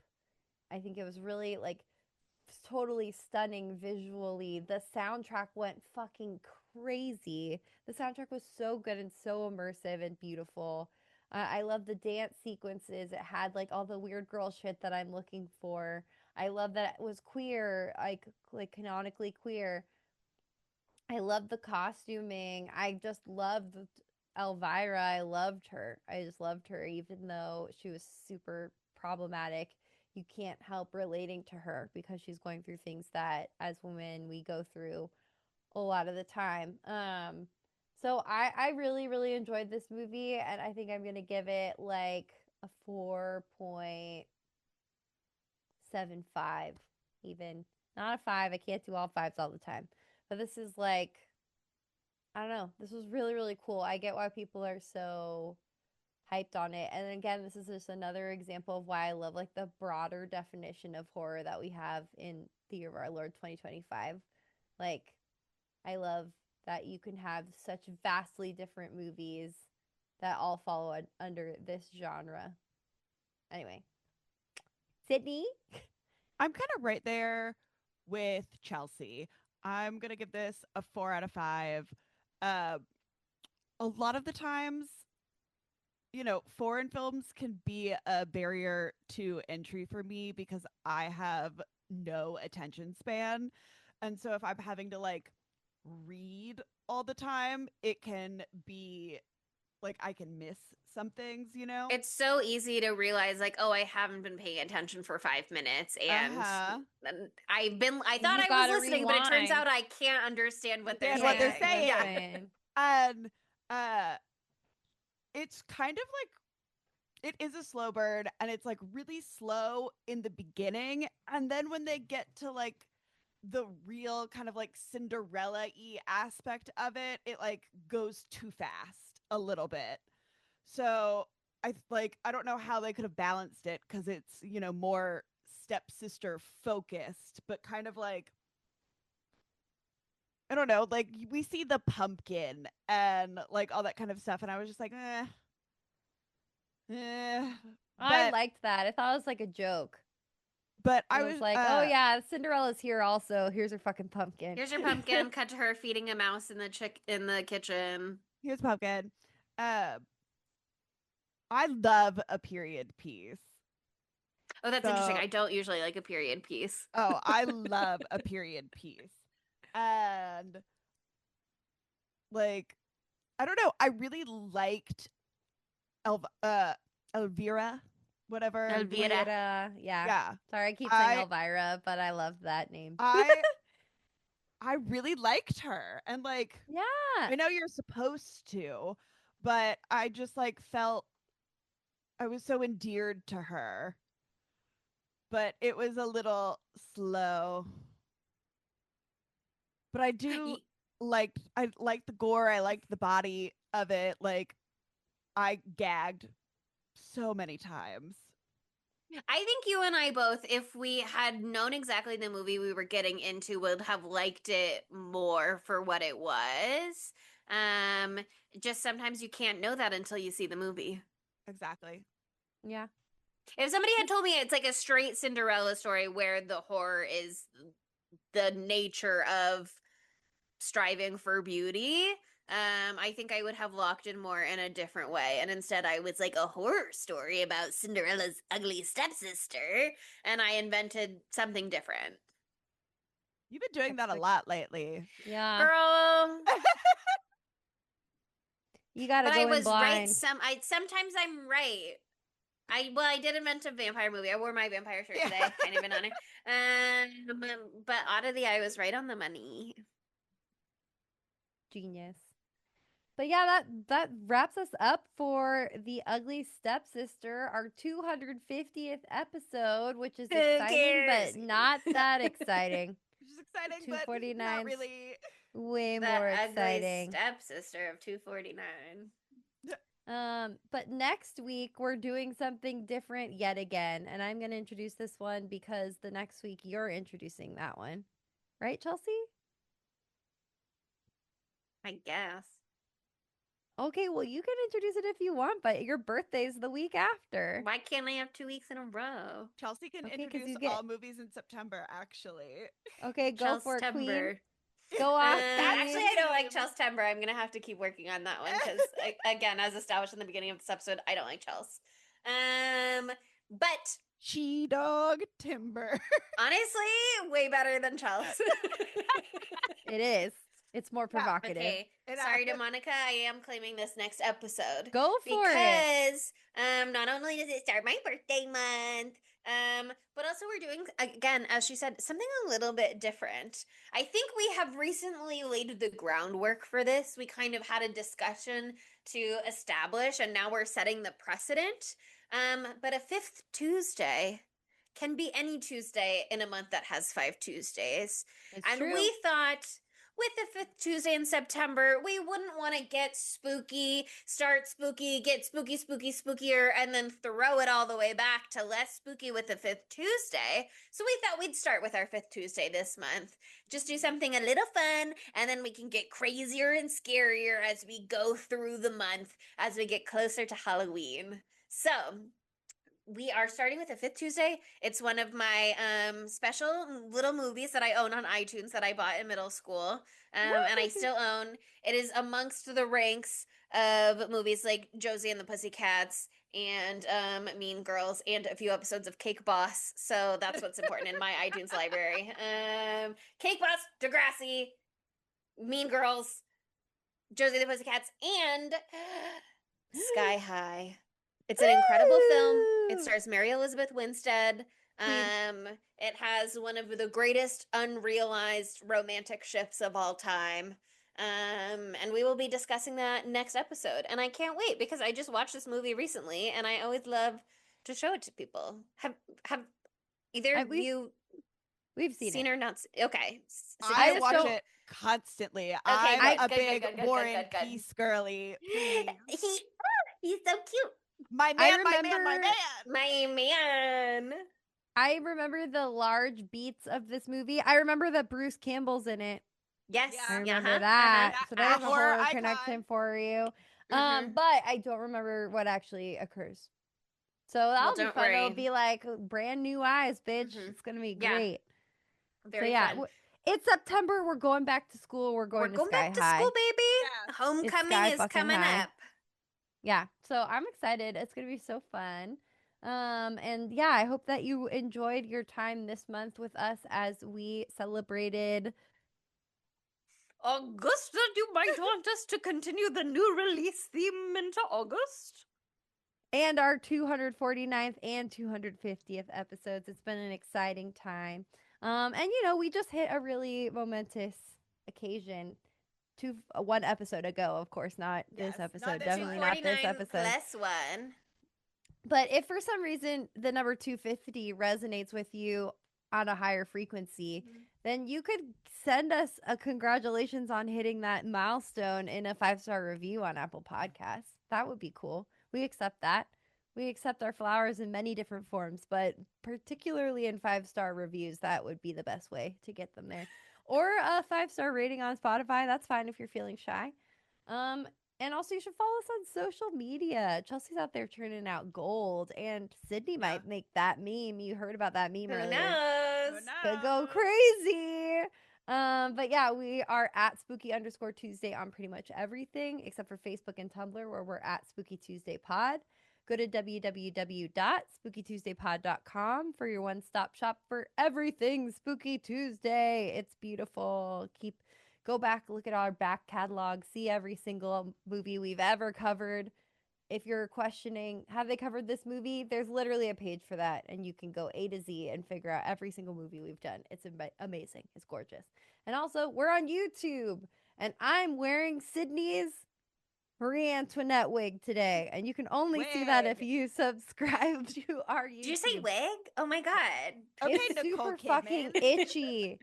And there might be a gun inside of it. No one knows. Who's There's to not. We say? can't say. There could be a whole bottle of alcohol in here too. That's a lot of Who's space. to say? You'll only find out if you join our YouTube channel and subscribe. And also we're on Patreon. And guess what? Today's episode wouldn't have happened without our patrons. They chose this. Or not actually, the vast majority of them chose something else.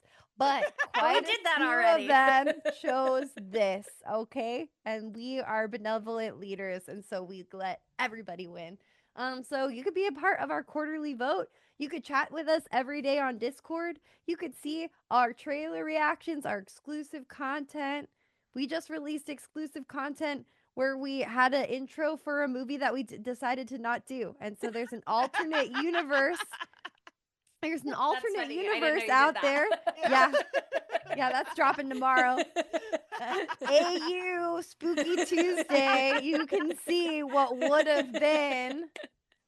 And you can only do that if you're a patron. So check it out. Anyway, thank you guys for being with us for 249 plus 1 episodes. It is really cool to have been doing this for 5 years. We love you. Thank you for listening. And we will Slut. see We will see you next Tuesday. Bye, spookies. Spooky Tuesday was created by Monica Height, Sydney Thompson, and Chelsea Duff, and edited by Sydney Thompson. Our gorgeously spooky tunes are all thanks to Tamara Simons, who you can follow on Instagram at Great18. That's GR818_. And our podcast art is by Ryan Brom, who you can follow on Instagram at Ryan Brom Art. That's RyanBrommArt. Learn more about Spooky Tuesday at spookytuesdaypod.com and subscribe to our Patreon at patreon.com/spooky_Tuesday.